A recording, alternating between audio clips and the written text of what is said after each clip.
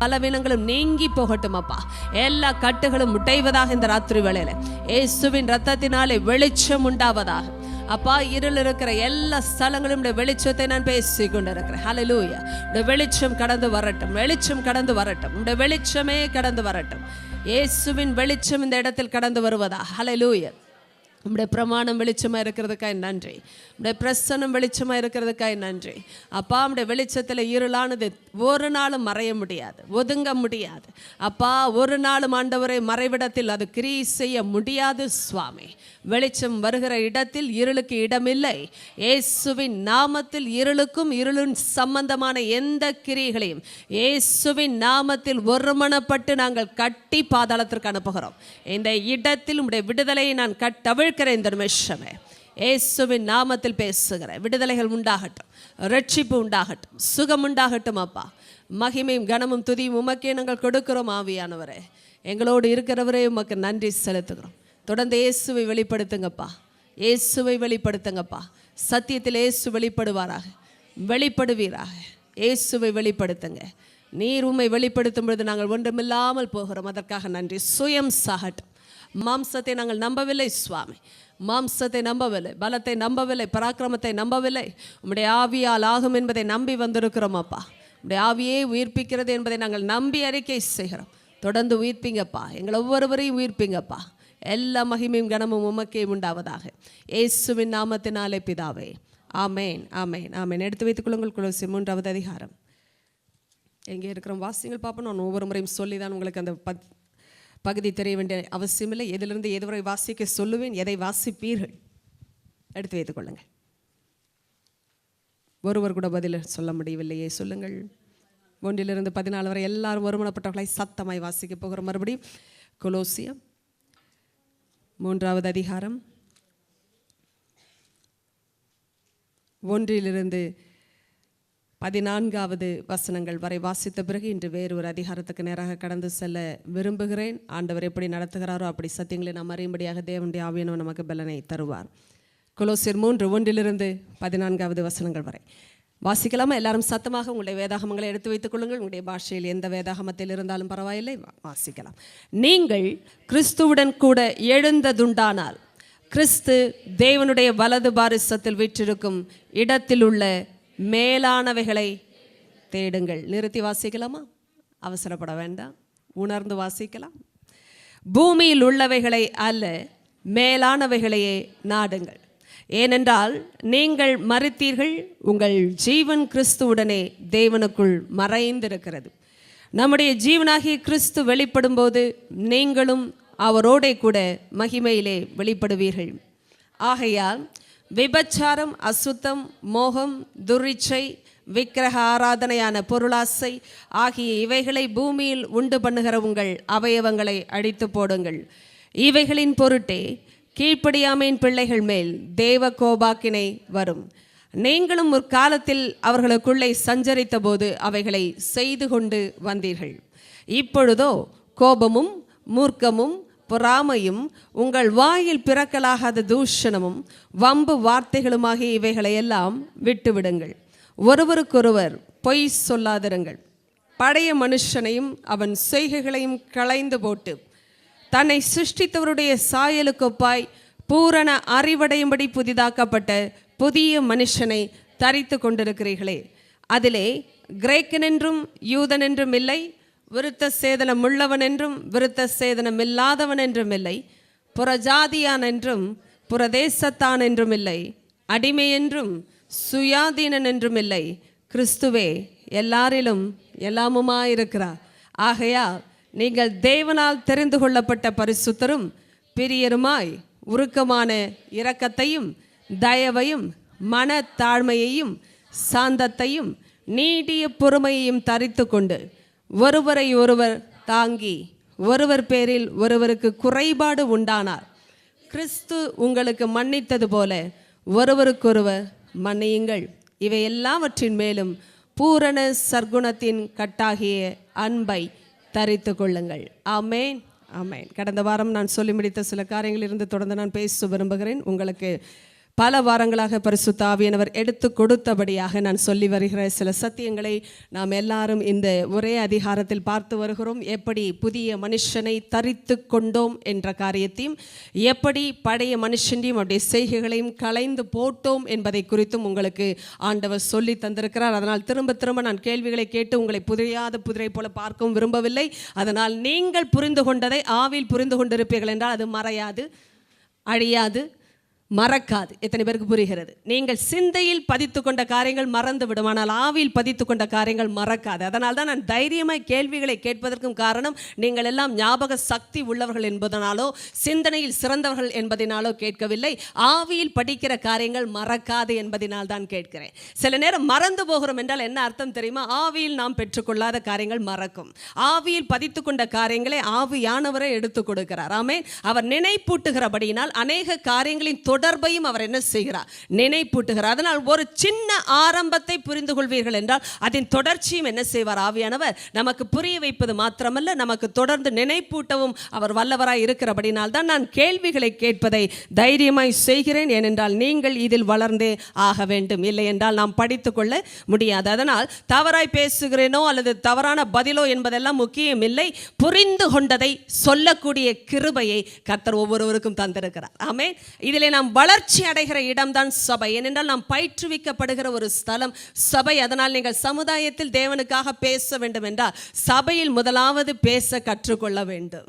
அதனால் தான் பேச வைக்கிறார் கர்த்தர். பேசினவர்கள் பேசுகிறார்கள். நான் தொடர்ந்து சொல்லுகிறேன், நீங்கள் இங்கே வளராத பட்சத்தில் வெளியே ஒன்றையும் நீங்கள் செய்ய முடியாது. முயற்சிக்கவும் பயமாக இருக்கும். காரணம், இங்கே செய்ய முடியாததை சமுதாயத்தில் செய்யவே முடியாது. அதனால் தான் தேவனுக்காக நீங்கள் வேதம் வாசிப்பதில் கூட உங்கள் வித்தியாசங்களை கொண்டு வர முடியும். நன்றாய் கவனிங்கள். அதிகாரத்தோடு படிப்பது என்பது வேதத்தில் எழுதியிருக்கிற ஒரு காரியம். பழைய ஏற்பாட்டிலிருந்து புதிய ஏற்பாடு வரை, பவுலின் பேச்சிலிருந்து நெகேமியாவிலிருந்து நீங்கள் பார்ப்பீர்கள் என்றால், எஸ்ராவின் காலத்திலிருந்து பார்ப்பீர்கள் என்றால், தீர்க்கமாக வசனத்தை வாசிப்பது தேவன் கொடுக்கிற காரியம். ஆமென். வளவள கொலகுலன் பேசுவாங்க உலகத்தில். அந்த மாதிரி வசனங்களை படிக்கக்கூடாது. நன்றாய் கவனியுங்கள். பேசுவதில் கூட தீர்க்கமாய் பேசுகிறோம் என்றால் ஏதோ ஞானம் உலகத்திலிருந்து வந்தபடியினால் என்று நினையாதிருங்கள். படிப்பினால் வந்த ஞானம் என்று நினையாதிருங்கள். சத்தியத்தில் இருக்கிற அந்த காரியத்தின் சாரம் உங்களை தாக்கி இருக்கும் என்றால் நீங்கள் படிக்கிற விதத்திலும் வித்தியாசம் வரும். ஆமென். அதனால் நீங்கள் இதிலெல்லாம் தேர வேண்டும் என்பதற்காகவே நான் தொடர்ந்து கேள்விகளை கேட்பேன். நீங்கள் தேறுகிறவர்கள் தேறுகிறீர்கள், அதற்காக ஸ்தோத்திரம். நீங்கள் தேர விரும்பினால் நிச்சயம் தேறுகிறீர்கள். ஆமென். அதனால் தொடர்ந்து நீங்கள் கேட்டுக்கொண்டே வாருங்கள். தரித்துக் கொள்ளுதலை பற்றி பேசிக் கொண்டிருக்கிற இந்த காலகட்டங்களில் கடந்த வாரத்தில் நான் பேசினேன். குறைவு என்ற ஒரு காரியம் எப்படி சபையில் வர முடியும்? காரணம், எல்லாருமே தரித்து கொண்டவர்கள் இயேசுவின் புதிய சிருஷ்டிப்பை, புதிய மனுஷனை. இந்த புதிய மனுஷன் என்று பேசும்பொழுது நான் புதிய சிருஷ்டிப்பு என்று பேசி முடித்திருக்கிறேன். இயேசுவுக்குள் என்று சொல்லியிருக்கிறேன். அது மாத்திரமல்ல, இது தேவனுடைய சாயலுக்கு ஒப்பான ஒரு சிருஷ்டிப்பு. இதையும் நான் தரித்து கொண்டிருக்கிறேன் என்று சொல்லியிருக்கிறேன். அதனால் வசனத்தின் அடிப்படையில் சில காரியங்களை நான் சேர்த்து பேசும்பொழுது புரிந்து கொள்ள நான் உங்களை உற்சாகப்படுத்துகிறேன். நன்றாய் கவனித்துக் கொண்டே வாருங்கள். இயேசுவுக்குள்ளாய் வந்த இந்த சிருஷ்டிப்பே புதிய மனிதன். அப்படி என்றால் தேவனுடைய சாயலுக்கு ஒப்பாய் சிருஷ்டிக்கப்பட்ட புதிய மனிதனை தரித்து கொண்டிருக்கிறீர்களே என்று வசனம் சொல்லி இருக்கிறது. அப்படி என்றால் ஏற்கனவே தரித்து கொண்டு இருக்கிறோம், ஆனால் தொடர்ந்து அந்த புதிய தரிப்பில் என்ன செய்கிறோம்? நிலை நின்று கொண்டும் இருக்கிறோம். எத்தனைவே புரிந்து கொள்ளுகிறீர்கள்? நாம் அதை கழற்றி போடவில்லை. ஏனென்றால் பழைய மனுஷனையும் அவன் செய்கைகளையும் தான் களைந்து போட சொல்லி வேதம் சொல்லி இருக்கிறது. அதே சமயம் புதிய மனுஷனை தரித்து கொண்டிருக்கிறீர்களே என்றும் சொல்லி இருக்கிறது. அப்படி என்றால் புதிய மனுஷனை தரித்து கொண்ட விதமே விசுவாசத்தில் நாம் தரித்து கொண்ட விதம். பழைய மனுஷனை களைந்து போட்டதும் விசுவாசத்தில் நாம் செய்த ஒரு காரியம். அதனால் தொடர்ந்து நாம் இந்த ப்ராசஸ், அப்படி என்றால் இந்த காரியத்தை நாம் முன்னேற்றி அதை செயல்படுத்தி நிலைநிறுத்திக் கொள்வதற்கு எல்லாம் அடிப்படையான காரியம் விசுவாசம். நீங்களும் நானும் விசுவாசத்தில் தான் துவங்கினோம், அதையே தான் தொடர்ந்து செய்கிறோம், அதிலே தான் நாம் முடிவடைய போகிறோம். அதனால் ஒரு காலம் என்ன செய்யக்கூடாது? நாம் கிரியையில் கிருபையை பெற முயற்சிக்க கூடாது. ஏனென்றால் கிரியினால் ஒன்றை பெறுவோம் என்றால் அது கிருபையினால் வந்ததாய் இருக்க முடியாது என்று வேதம் சொல்லுகிறது. கிரியை செய்கிறவனுக்கு கொடுக்கப்படுவதே கூலி. ஆனால் கிருபை என்பது நம்முடைய தகுதியினால் பெற்றதே அல்ல, தகுதியற்றவனுக்கு கொடுக்கப்பட்டதே கிருபை. அதனால் இந்த இரண்டு காரியங்களும் இணையவே முடியாது. இப்பொழுது என்னை கவனியுங்கள். நான் கடந்த வாரம் சொல்லி முடித்த ஒரு காரியம் 14வது வசனம்.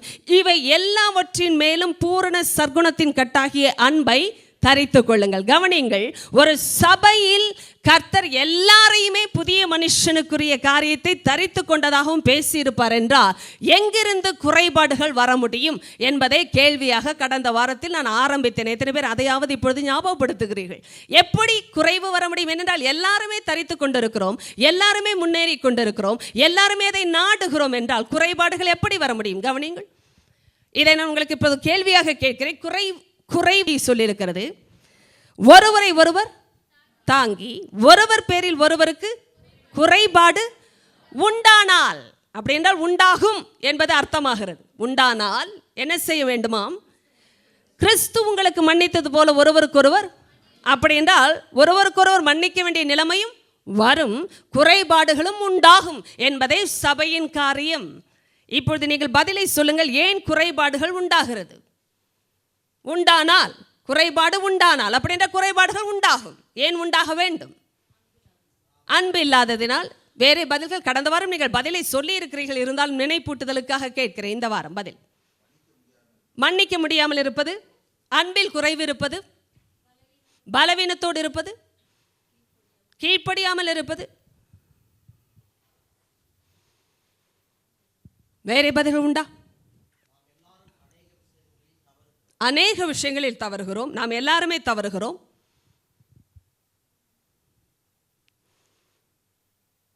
வெரி குட், பேலன்ஸ்டாக பதில் வருது என்னைக்காவது. இந்த சைடே இல்லாமல் இந்த சைடு நிறைய பேர் சொல்லியிருக்கிறீங்க. கர்த்தருக்கு ஸ்தோத்திரம். ஏன்னா மாறி உட்கார்ந்து இருக்கிறீர்களோ?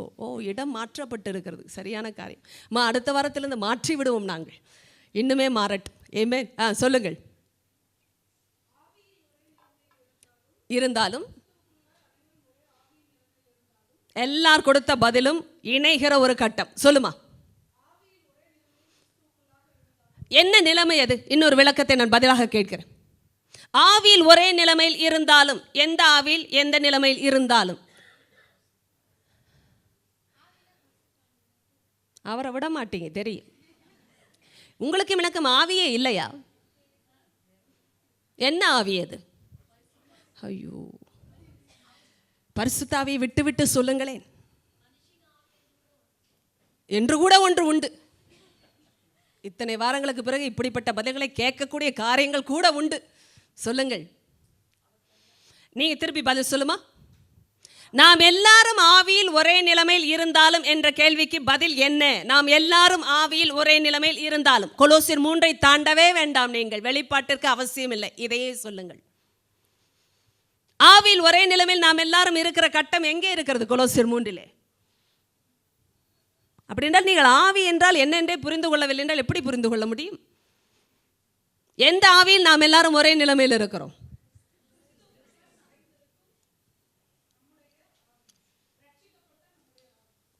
கிறிஸ்துவுக்குள் மறைந்திருக்கும் ரட்சிக்கப்பட்ட நம்முடைய ஆவி. Very good. சரி, இன்னுமே ஆழமாக கேட்குறேன். எந்த ஆவி அது? ஜீவன். Very good. வேற சிந்திங்க, கொஞ்சம் சிந்திங்க. இவ்வளோ நேரம் கொலோசியர் 3 பல வாரங்கள் படித்து கொண்டிருக்கிறோம். திரும்ப திரும்ப கேள்வியை கேட்டு வேற உங்களை பேச வைத்திருக்கிறேன். எந்த ஆவியில் நாம் ஒரே நிலைமையில் இருக்கிறோம்? அப்படி என்றால் ஆவி என்றால் என்ன? ஆவியின் வாழ்க்கை என்றால் எங்கே இருக்கிறது? ஆத்மா எதுங்க?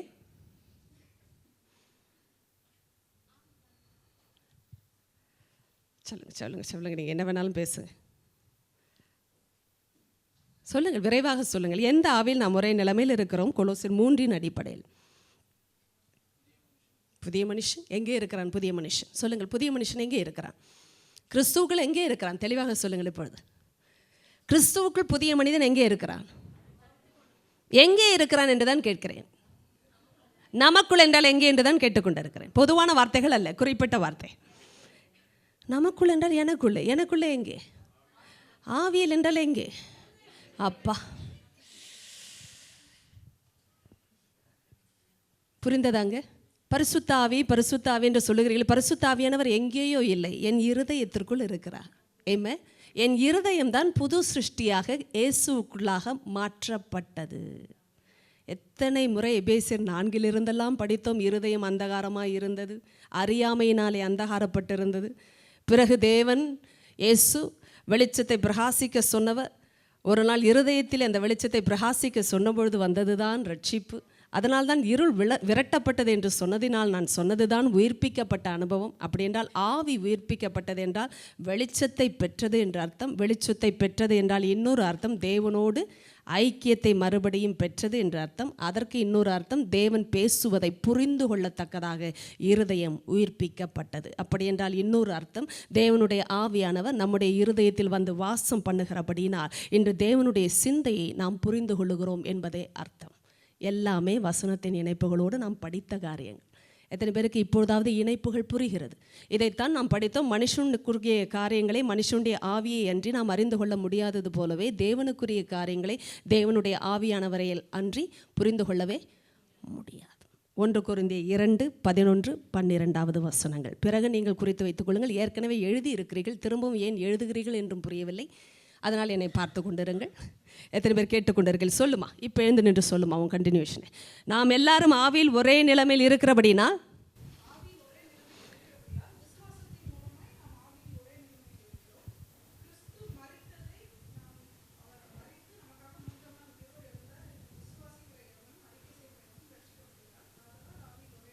இருக்கிறோம். ஆனால் எத்தனை பேர் பின்பற்றுறீங்க சொல்கிற காரியத்தை? சொல்லுங்க.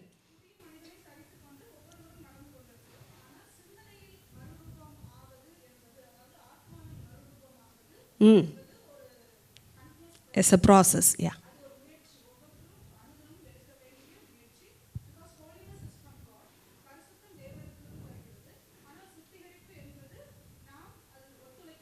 Amen.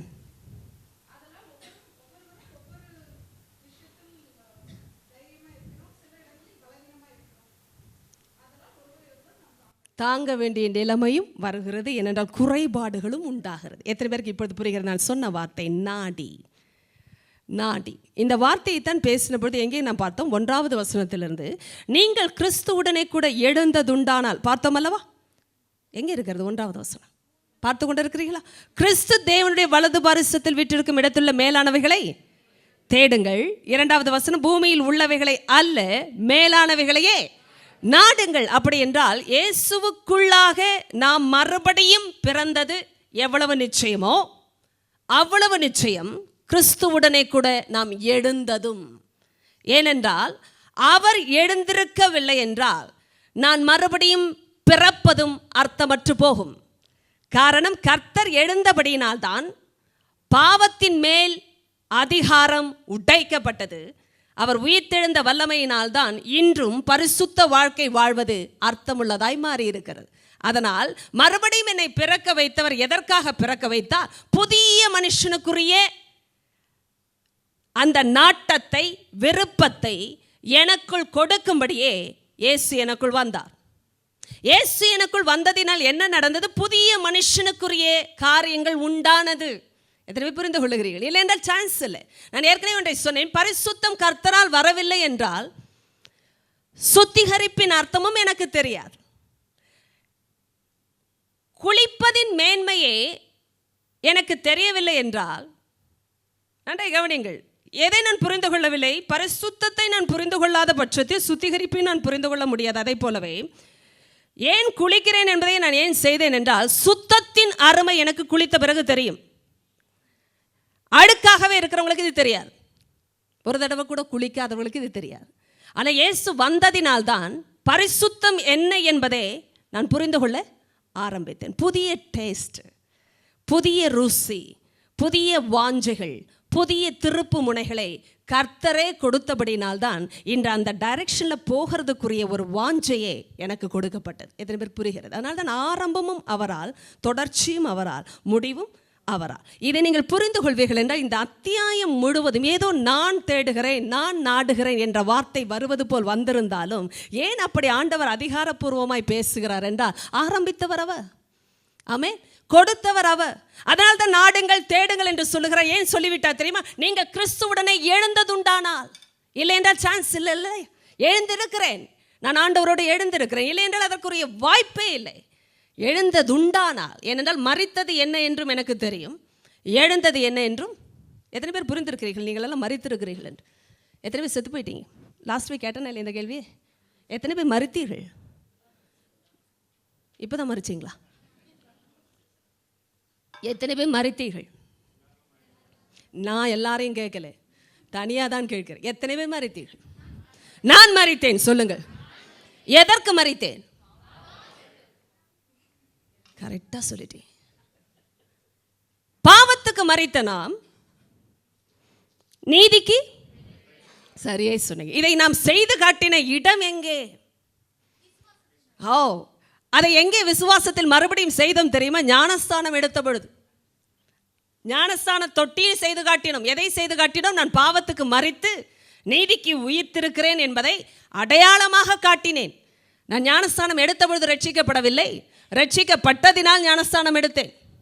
எத்தனை பேருக்கு இப்பொழுது புரிகிறது? ஐயோ, இதெல்லாம் தெளிவாக சொல்ல தெரியலன்னா குழப்பிடுவோம் சந்ததியை. புரிந்து கொண்டீர்களா? தேவ பிள்ளைகளே, சத்தியத்தில் ஏன் வளர வேண்டும் தெரியுமா? ஒவ்வொரு வார்த்தையும் சரியாய் பேச தெரிய வேண்டும், இல்லை என்றால் குழப்பம் வந்துவிடும். கரெக்டாக சொல்லிக் கொடுங்க ஞானஸ்தானம் எதற்கு எடுக்கணும்னு. ஞானஸ்தானம் எடுத்தா பரலோகம்னு யார் ப்ரீச் பண்ணீங்க? தவறு. இப்போவே சொல்லிடுறேன் ஓப்பனா, ஞானஸ்தானம் எடுத்தாதான் பரலோகன் யாராவது எழுதி வைத்திருக்கிறார்களா வேதத்தில்? இல்லைங்க. ஆனால் பரலோகம் போகிற நிச்சயம் வந்ததினால ஞானஸ்தானம் எடுக்கிறேன். ஏனென்றால் தேவன் சொன்ன கட்டளைக்கு கீழ்ப்படுகிறேன். ஆமே, இதுதான் தெளிவு. இப்பொழுது கவனிங்கள், தொடர்ந்து பேசுவோம். தரித்து கொண்டிருக்கிற நாம் தொடர்ந்து முன்னேற அழைக்கப்பட்டிருக்கிறோம். அதைத்தான் சொல்ல வருகிறேன்.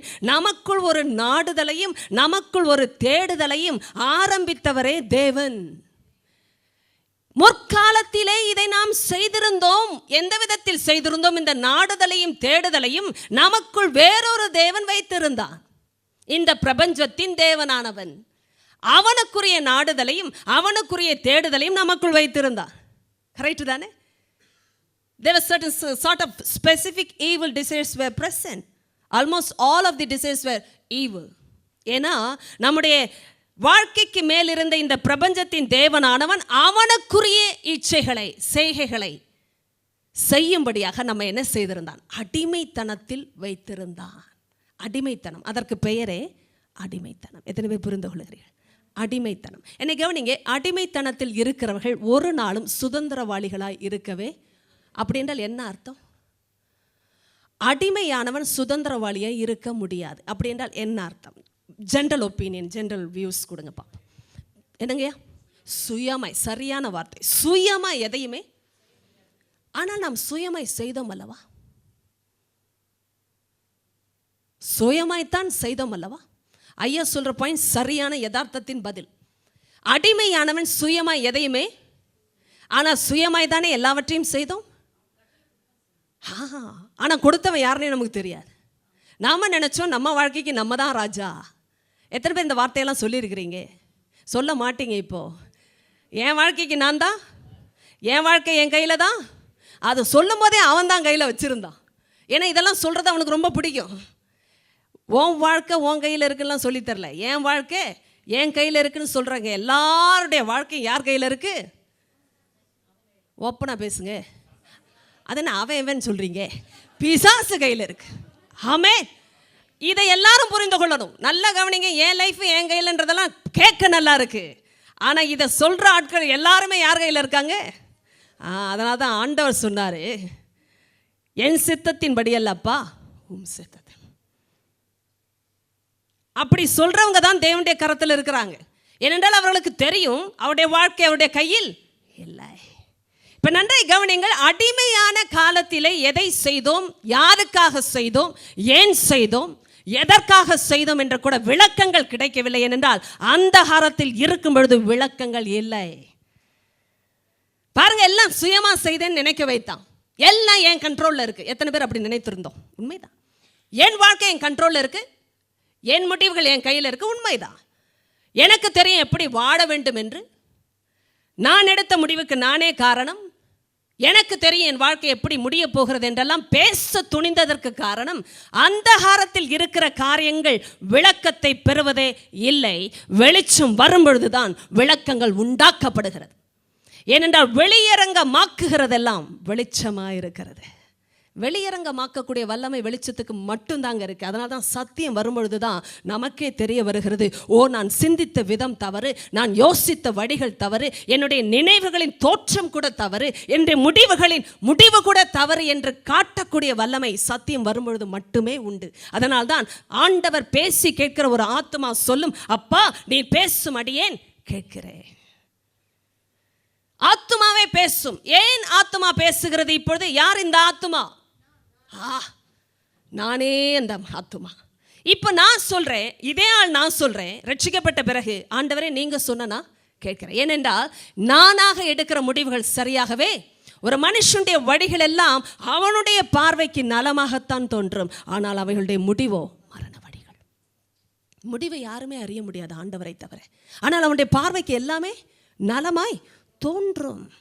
சத்தியத்தில் இருந்து வருகிற சரியான சிந்தனை மட்டுமே மறுரூபமாக்கப்பட்ட சிந்தனை. தேவ பிள்ளையே, மறுரூபமாக்கப்பட்ட சிந்தனை மட்டுமே நம்மை சரியான முடிவுகளுக்குள் நடத்த முடியும். ஏனென்றால் சரியான முடிவே மறுரூபமான சிந்தனைக்கு மட்டுமே உண்டு. காரணம், மறுரூபமான சிந்தனை என்பது சத்தியத்தினால் வந்த சிந்தனை. என்னை பார்த்து கொண்டிருங்கள். இங்கே குறைபாடுகள் சபைகளுக்குள் வருவதற்கு காரணம் என்ன? நாம் நாடுகிற தேடுகிற காரியங்களை இப்பொழுது புதிய எஜமானாகிய பரிசுத்த ஆவியானவர் சத்தியத்தை கொண்டு மாற்றி அமைத்திருக்கிறார். முன்பிருந்த நாடுதலோ தேடுதலோ அல்ல.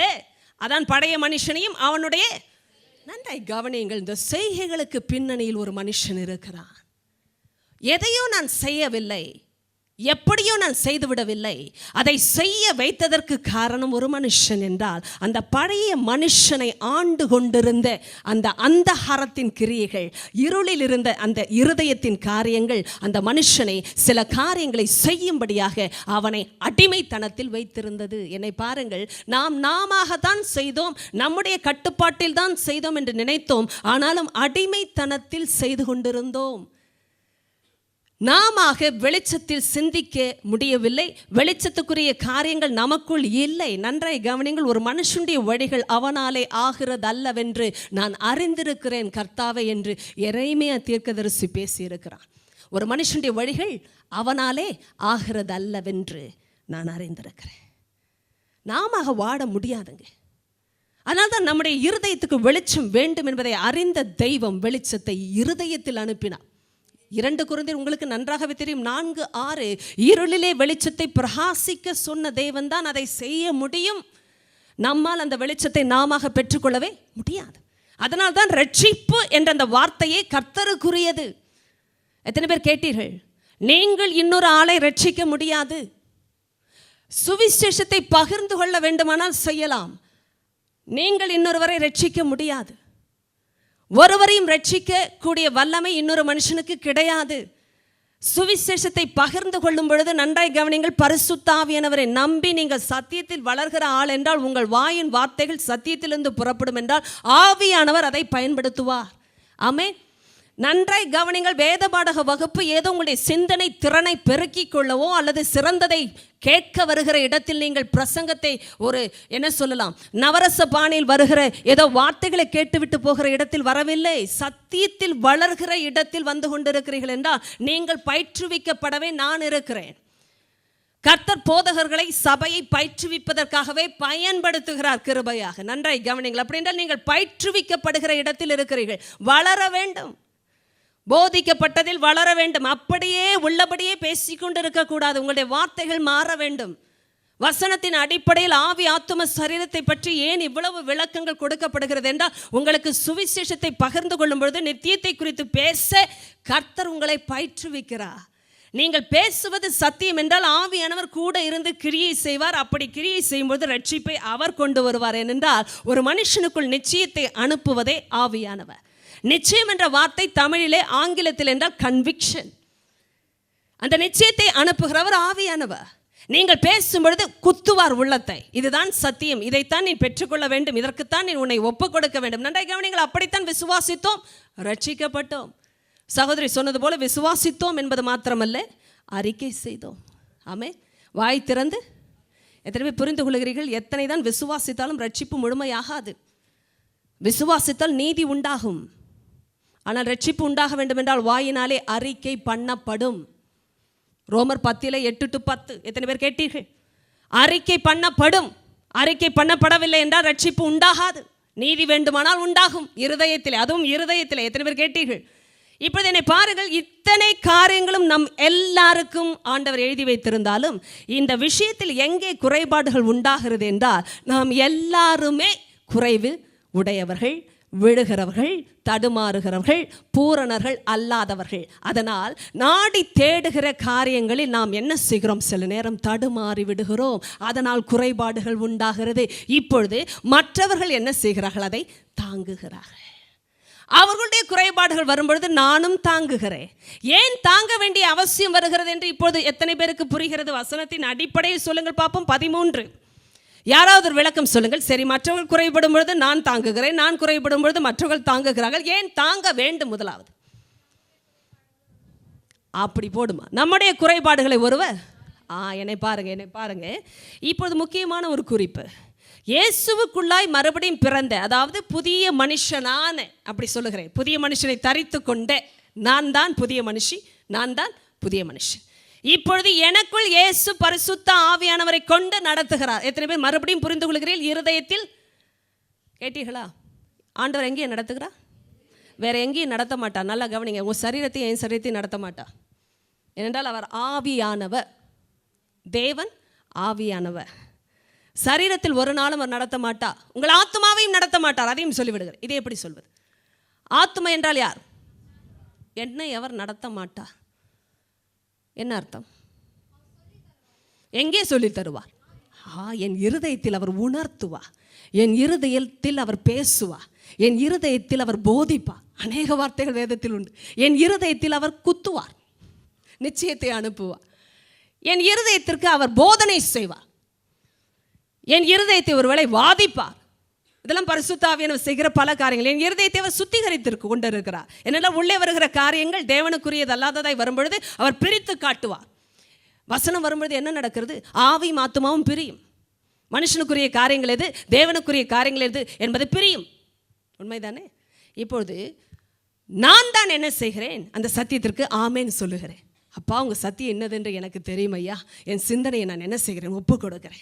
என் உணர்வுகளை ஒப்புக் கொடுக்கிறேன், என் முடிவுகளை ஒப்புக் கொடுக்கிறேன் என்று சொல்லி, ஒப்புக் கொடுக்கிறேன் என்று சொல்லி என்ன செய்கிறேன்? அறிக்கை செய்து என்ன செய்கிறேன்? எதை விட்டு விடுகிறேன்?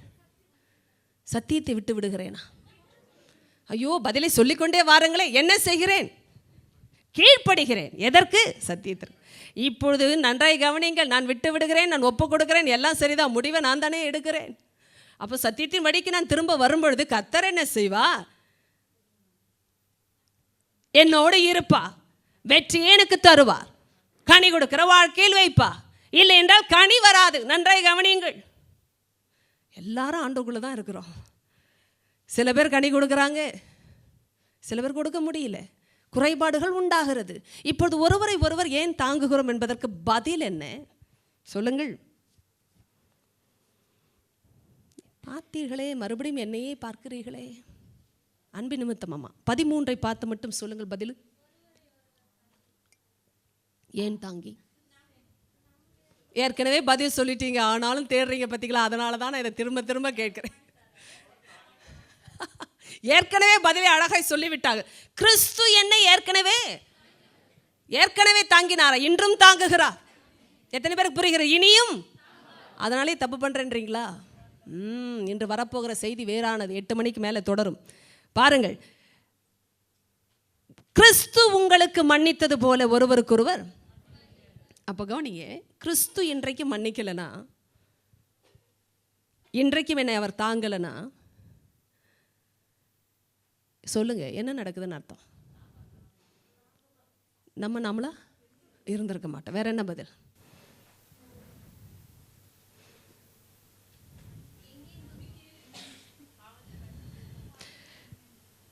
இதில் நல்ல வார்த்தையா இருக்கு. கிறிஸ்து உங்களுக்கு மன்னித்தது போல, பாஸ்ட் டென்ஸ் மாதிரி வந்திருக்கு. என்னமா புரியல? சத்தமா சொல்லுங்கம்மா, காதல வேலை ஒன்லையா? சொல்லுங்க.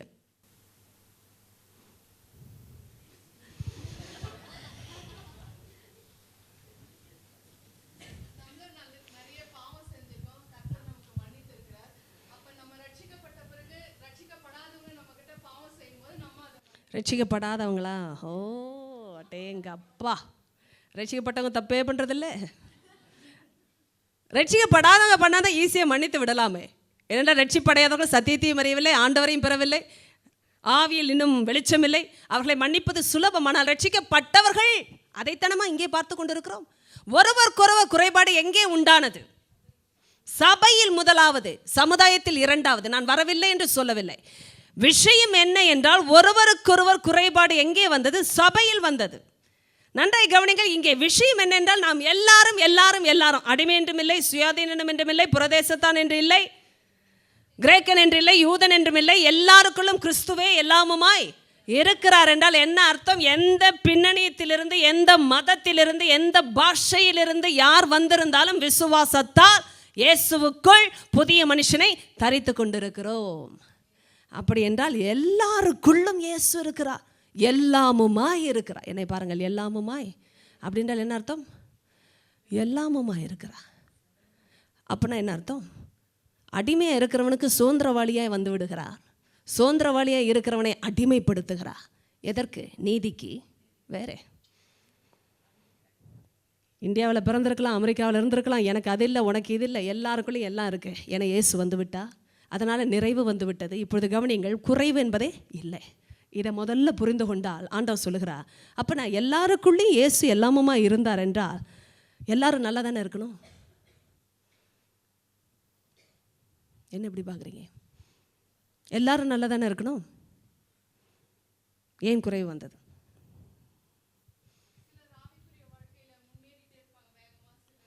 எப்படி வேகமாக முன்னேறுதுமா? கீழ்ப்படிவது. வேறே என்னையா? அதான் கீழ்ப்படிவது. கரெக்டாக சொல்லிட்டீங்க. கட்டளையை கை கொள்வது வேற. ஐயோ, இதெல்லாம் நியாயப்பிரமாணத்தின் பேச்சு மாதிரியே இருக்கிறது. வேறே தேடுவதிலும் தாவுவதிலும் நாடுவதிலும், அந்த வார்த்தை கூட நன்றாய் வந்தது போல் இருந்தது. சரி, வேறே விரைவாக விரைவாக சொல்லுங்கள். ஓ, புடமிடுகிறான். நல்ல வார்த்தையே இல்லை. வேறே சோதிக்கிறா. ஐயோ, அது இன்னும் மோசமான வார்த்தை. நீங்களும் நானும் பேச ஆரம்பித்தா இப்படி பேசியே டைம் போவதில்லை, நானே போய்விடுவேன். அவர் என்னை கீழ்ப்படிய சொல்லுகிறார், கட்டளையை கை கொள்ள சொல்லுகிறார். கேட்கும்போதே எப்படி இருக்கு உங்களுக்கு? ரொம்ப இனிப்பாக இருக்கா? அவர் என்னை புடமிடுகிறார். இந்த வார்த்தை இன்னும் ஆழமாக போகுது. சோதிக்கிறார், சுத்த பொண்ணாக என்னை விளங்க பண்ணுவார். வேறே நல்ல வார்த்தைகள், எல்லாமே வேதத்தின் வார்த்தைகள். நான் சொல்வதை கவனிங்கள். எல்லாருக்குள்ளும் கிறிஸ்து எல்லாமுமா இருக்கிறார் என்றால் என்ன அர்த்தம்? கிறிஸ்து வந்தார் என்றால் குறைவே இருக்காதபடி தேவனுக்குள் ஒவ்வொருவரையும் நிறைவாக்குவார் என்றால் வெறும் ஆவிக்குரிய அர்த்தம் மாத்திரம் அல்ல. ஒரு மனுஷனுடைய சிந்தனையின் ஆழத்திலிருந்து, உணர்வுகளின் ஏக்கங்களிலிருந்து, உறவுகளின் குறைவுகளிலிருந்து, குற்றமான சாட்சி போவதிலிருந்து, ஒரு மனுஷனுடைய பின்னணியத்தின் எல்லா பலவீனங்களிலிருந்து ஒரு மனுஷனை அவர் தொட்டு புதிய மனுஷனாய் மாற்றி இருக்கிறார் என்றால் கிறிஸ்துவே எல்லாரிலும் எல்லாமுமா இருக்கிறார். நீங்கள் புது சிருஷ்டினா உங்கள் அப்பா அம்மாவுடைய பலவீனத்தோடு நீங்கள் வாழ வேண்டிய அவசியம் இல்லை. கிறிஸ்துவின் சிருஷ்டி என்றால் உங்கள் குடும்பத்தில் வந்த சாபங்களோடு நீங்கள் வாழ வேண்டிய அவசியம் இல்லை. கிறிஸ்துவின் சிருஷ்டி என்றால் பழைய பலவீனங்கள், மூதாதையர்களின் பலவீனங்களோடு நீங்கள் வாழ வேண்டிய அவசியங்கள் இல்லை என்பதே அர்த்தம். ஏனென்றால் கிறிஸ்துவே எல்லாரிலும் எல்லாமுமா இருக்கிறார். இந்த வார்த்தையில் வரும் பொழுது, ஆகையால் நீங்கள் நீங்கள் நீங்கள் என்று பொதுவாகவே வேதம் பேசும் பொழுது எல்லாருமே தானே தேவனுக்கு பரிசுத்தர்கள், எல்லாருமே தானே தேவனுக்கு பிரியர்கள். என்னை பார்த்து கொண்டே இருங்கள். எல்லாருமே தானே உருக்கமான இரக்கத்தோடு இருக்க வேண்டியவர்கள். இல்லை, உண்மையா இல்லையா? நீங்கள் என்றால் யாரு? நாங்கள். சொல்லுங்கள். பக்கத்து காலத்து நாம். நாம் நல்லா பார்த்து சொல்லுங்கள். அவன் கவனமாக போகணும் ஆண்டருக்குள்ளே. என்ன பாருங்க, உருக்கமான இரக்கத்தை நாங்கள் தானே. நாங்கள் தயவையும், நாங்கள் மனத்தாழ்மை, சாந்தத்தை, நீடிய பொறுமையை. என்ன பாருங்க, இயேசுக்குள்ளே நானும் இருக்கிறேன், நீ இருக்கிறேன். முதல்ல நீ சாரி கேளு. 2 வாட்டி நான் கேட்டுட்டேன், அடுத்த முறை நீ தான் கேட்கணுன்ற சட்டம்லாம் இங்கே இல்லை. எத்தனை பேர் கேட்டீங்க? ஐயோ, கேளுங்க கொஞ்சம். அவங்க 10 வருஷம் கிறிஸ்டின்னு, நான் 10 நாள் கிறிஸ்டின்னு. யார் முதல்ல கேட்கணும்? ஆண்டவர் சொல்ல 10 நாள் கிறிஸ்டின் தான் முதல்ல கேட்கணும்னா கேட்கணும். ஏன்னா ஆண்டவருக்குள்ள ருசிக்கிறவங்க என்றால் நான் சொல்வதை கவனிங்கள். இங்கே சீனியர்ஸ் ஜூனியர்ஸே கிடையாது. சில பேர் சீனியர்ஸ் ரொம்ப முத்தி போயிருப்பாங்க. ஆண்டவருக்குள்ள ரொம்ப நாள் ரட்சிக்கப்பட்டவங்க, ரொம்ப நாள் மன்னிச்சுட்டாங்க. பாவம் மன்னிச்சு மன்னிச்சு மன்னிச்சு மன்னிச்சு மனசு என்ன ஆயிடுச்சு, புண்ணாயிடுச்சு. அதனால அவங்க கொஞ்சம் பிரேக் எடுத்திருப்பாங்க. அப்போ தான் போயிட்டு போகுது. இனிமேல் நம்ம என்ன செய்யலாம், கொஞ்சம் நாளைக்கு மன்னிக்கவே கூடாது. ஆனால் புதுசாக ரட்சிக்கப்பட்டவங்க அப்போ தான் ஆண்டோடைய அன்பில் திளைத்து கொண்டு இருப்பாங்க, கழித்து கொண்டு இருப்பார்கள். அவர்களுக்கு என்ன செய்ய சொன்னாலும் செய்வாங்க ஆண்டவருக்காக. அவங்க என்ன செய்வாங்க, இந்த முதியோரை நான் ஆவிக்குரிய சீனியாரிட்டியை பேசி கொண்டு இருக்கிறேன். இவங்களே அவங்க குறைபாடை தாங்கிட்டாங்களா, அதை பார்த்தவங்க இவங்க குத்தப்பட்டிருப்பாங்க. இப்போ வந்த பிள்ளை இவ்வளோ தூரம் இறங்கி வந்து மன்னிப்பு கேட்குதே, நான் இத்தனை வருஷம் ஆண்டவருக்குள்ளே இருந்து என்ன பண்ணேன். இப்போ எத்தனை பேருக்கு புரியுது? இதெல்லாம் எல்லாத்தையும் நான் ரிவீல் பண்ண மாட்டேன் இப்போ. ஆனால் நம்ம லைஃப்பில் இதெல்லாம் கற்றுக்கொள்ளும்படி கர்த்தர் அனுமதிக்கிறார். இப்போ வருகிற பிள்ளை ஆண்டவருக்குள்ள முதிர்ச்சியோடு நடந்து கொள்ளும் பொழுது, ஏற்கனவே முதிர் வயதான பிள்ளை கர்த்தருக்குள் வாழ்ந்து வருகிற பிள்ளை முதிர்ச்சி இல்லாமல் நடக்கும் பொழுது இந்த குறைபாடுகளை தாங்கும்படி கர்த்தர் அனுமதித்ததற்கு காரணம் என்ன தெரியுமா? கிறிஸ்து எனக்கு மன்னித்ததை நான் ஒவ்வொரு முறையும் நினைவில் வைக்கும் பொழுது மட்டுமே இன்னொருவரை மன்னிக்கிறேன். அதனால் இந்த நினைவு என்பது நன்றாக கவனிங்க. கிறிஸ்து எனக்கு மன்னித்தது போல என்பது பாஸ்ட் டென்ஸ் தான் எழுதியிருக்கிறபடி. ஆனால் இன்னைக்கு நினைத்து பார்க்கிற என்னுடைய காரியங்கள் மறக்கப்படவே கூடாது. இன்றைக்கும் நான் நினைத்து கொள்ள வேண்டும், நாளையும் நினைத்து கொள்ள வேண்டும். அப்படி நினைத்தால் மட்டுமே இன்னொருவரை மன்னிக்க முடியும். நீங்கள் சொன்னது மாதிரி மன்னித்து மன்னித்து புண்ணாகிறதுக்கு காரணம் என்ன தெரியுமா? நம்ம மனுஷிகத்தில் அதை செய்யும் பொழுது புண் தான் வருகிறது, வேதனை தான் பெருகுகிறது, போதும் என்று ஆகிறது. ஆனால் கர்த்தரை முன்வைத்து செய்யும் பொழுது தொடர்ந்து செய்யலாம், தொடர்ந்து மன்னிக்கலாம். அதனால தான் ஆண்டவர் இதையெல்லாம் சொல்லும்போது சொல்லிவிட்டார். நன்றாக கவனிங்கள், ஒருவருக்கொருவர் மன்னியுங்கள். யார் மன்னிக்கணும் இப்போ? நாம். சொல்லுங்கள், நாம். ஒருவரை ஒருவர். யார் முதல்ல கேட்குறான்றது ரொம்ப முக்கியம். இன்னொருத்தவங்க கேட்கிறார்களோ இல்லையோ கேளுங்க. ஆண்டவர் சொன்னார், நீ தவறு செய்யாவிட்டால் உன் நிமித்தம் இன்னொருத்த மனஸ்தாபப்பட்டிருந்தா கூட நீ முதல்ல போய் மன்னிப்பு கேளு. ஒரு சின்ன ஃபீலிங் வருதா, என்னால் ஒரு வேளை ஹர்ட்டாக இருப்பாங்களோ. இது எப்படி இருக்கு? நம்ம ஹர்ட் பண்ணிகிட்டே கேட்குறதில்ல, அது வேறு விஷயம். புரியுதில்ல? மனப்பூர்வமாக ஹர்ட் பண்ணால் கூட கேட்குறதில்ல. ஆனால் ஒருவேளை என்னாலே புண்படுத்தப்பட்டிருப்பார்களோ, இடறி இருப்பார்களோ, காயப்பட்டிருப்பார்களோ என்று நினைத்து கூட உங்கள் மனதில் ஒரு தோற்றம் வரும் என்றால் காணிக்கையை வைத்துவிட்டு போய் ஒப்புரவாக என்று ஆண்டவர் சொல்லி கொடுத்துருக்கிறார். அதுதான் ஆண்டவருக்குள்ளே நாம் பெற்றுக்கொண்ட முதிர்ச்சி என்று கவனிங்கள். இது எல்லாவற்றிலும் ஒரே ஒரு விஷயம். அதனால தான் 14 இவை எல்லாவற்றின் மேலும் பூரண சற்குணத்தின் கட்டாகிய அன்பை தரித்து என்னை பார்த்து கொண்டே இருங்கள். பூரண சற்குணம் என்றால் என்ன அர்த்தம்? லாஜிக்கலான ஆன்சர், பூரண சற்குணம்.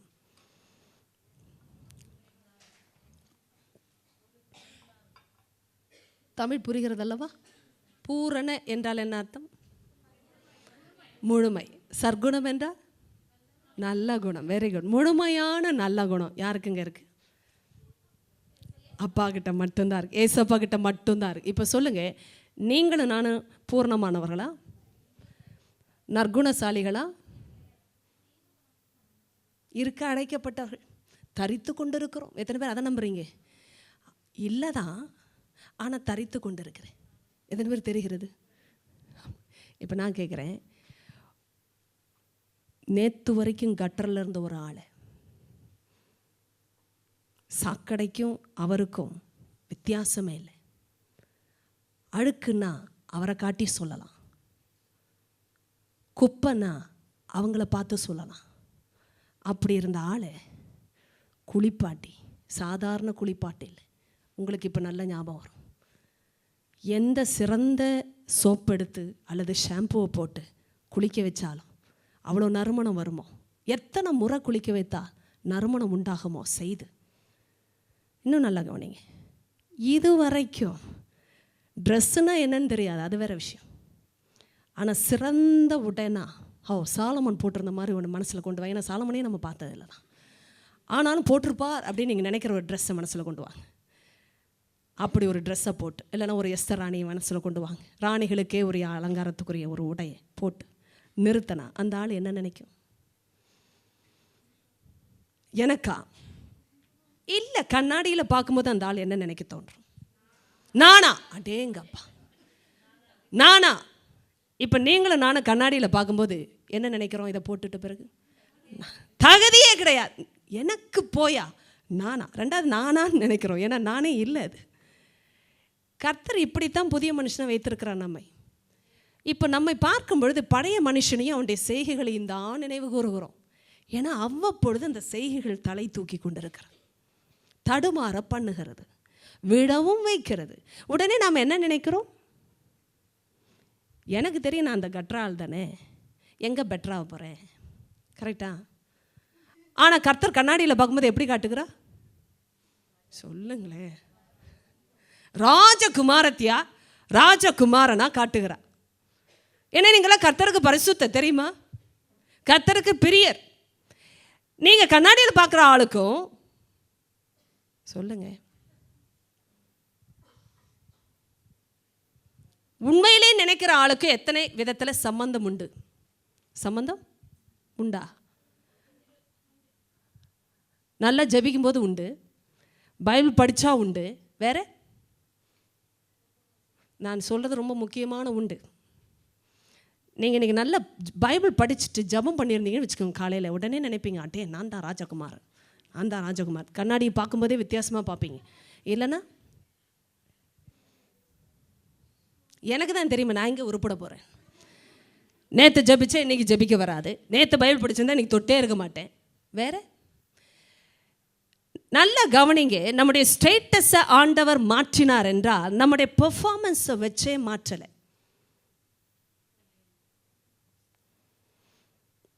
கற்றுக்குரிய சுபாவங்கள் நீங்க வேண்டும் என்றால் கர்த்தருக்கு தெரியும், இடத்தை மாற்றினா மட்டும் போதாது. சொல்லுங்க, இடத்தை மாற்றினா மட்டும் போதாது. நாயை கழுவி நடுவீட்டில் வச்சாலும் அது பண்ணியே சொல்லுவாங்க, ஆனாலும் எங்கே போகுமா? இடத்தை மாற்றினா ஒரு ஆள் மாற முடியாது. எத்தனை பேர் புரிகிறது? ஆண்டவர் எதை மாற்றினார்? ஆளையே மாற்றினார். ஹல்லேலூயா சொல்லுங்க, நல்லா சொல்லுங்க ஹல்லேலூயா. நம்பி சொல்லுங்க ஹல்லேலூயா. விசுவாசிச்சு இன்னொரு ஹல்லேலூயா சொல்லுங்க. அப்பா இதுவே பயமாக இருக்குது, ரொம்ப கஷ்டப்பட்டு ஹல்லேலூயாஸ் வருது. ஏன் தெரியுமா? நம்ப முடியல சில பேருக்கு. இன்னும் ரட்சிப்பு என்ற வார்த்தை எப்படி உண்மையானது உங்கள் வாழ்க்கையில், என் வாழ்க்கையிலும்? திடீரென்று வேறு இடத்துக்கு போனீங்களா? தேவனை விசுவாசித்தீர்கள், அதே வீடு, அதே வீதி, அதே சூழ்நிலை, அதே நாடு. ஆனால் நான் மாறி இருப்பதற்கு காரணம் என் இருதயத்தை கர்த்தர் மாற்றினார். கர்த்தர் மாற்றினார். ஏமே இப்போ ஒரு வார்த்தையை நான் படிக்கணும்னு நினைச்சது இந்த இடத்துல அப்படியே இருங்க, விரலை வைக்க வேண்டாம், மனதில் வைத்துக் கொள்ளுங்கள். ரோமருக்கு வாருங்கள் விரைவாக. ரோமர் 5 சில வசனங்களை கரெக்டாக ஆரம்பிக்கிறேன். 1வது வசனம் வாசியுங்கள் சத்தமாக, எல்லாருமே வாசிக்கலாம். Romans 5 verse 1. இருங்க எல்லாரும் திருப்பி கொண்டு இருக்கிறார்கள். இன்னுமா திருப்புகிறீர்கள்? ரோமரை திருப்பி விட்டீர்களா? ஓகே. ரோமர் 5:1. இவ்விதமாக, எவ்விதமாக பிறகாக பார்ப்போம். இவ்விதமாக நாம் சொல்லுங்க எல்லாரும், நாம். இங்க யாருமே தப்பவில்லை இந்த நாம்ல. எல்லாருமே இருக்கிறீங்களா நாம்ல? நாம் விசுவாசத்தினாலே உட்கார்ந்திருக்கிற எல்லாரும் சொல்லுங்க, விசுவாசத்தினால். கிரியையினாலே எழுதியிருக்கா? நான் செய்ததினாலே எழுதியிருக்கா? என் சடங்கினாலே என்று எழுதியிருக்கா? என் பாரம்பரியத்தினாலே என்று எழுதியிருக்கா? என் குடும்ப பின்னணியத்தினாலே என்று எழுதியிருக்கா? என் பலத்தினாலே, என் பரிசுத்தத்தினாலே. ஐயோ, என் பரிசுத்தமே இல்லை. இப்போ என்னாச்சு? விசுவாசத்தினாலே நீதிமான்களாக்கப்பட்டிருக்கிறபடியால். ஹல்லேலூயா சொல்லுங்க. இப்பொழுது நம்ம எல்லாருமே நீதிமான்களா? இப்போ கை வராது. நாம் எத்தனை பேர் நாம் லிஸ்ட்ல இருந்தீங்க முதல்ல? நம்ம எல்லாருமே நீதிமான்களா? ஒருத்தர் கூட நீதிமான் இல்லை இல்லையா? இங்கே ஒருத்தர் கூட நீதிமான் இல்லை இல்லையா? எல்லாருமே நீதிமான்கள் அல்லவா? உங்கள் தமிழை வச்சே உங்களையே குழப்புகிறேன். நீதிமான்களை நாம் ஆக்கப்பட்டு இருக்கிறோம். ஆமென். ரைட். இப்போ கவனிங்க, என்ன பாருங்க. நம்முடைய கர்த்தராகிய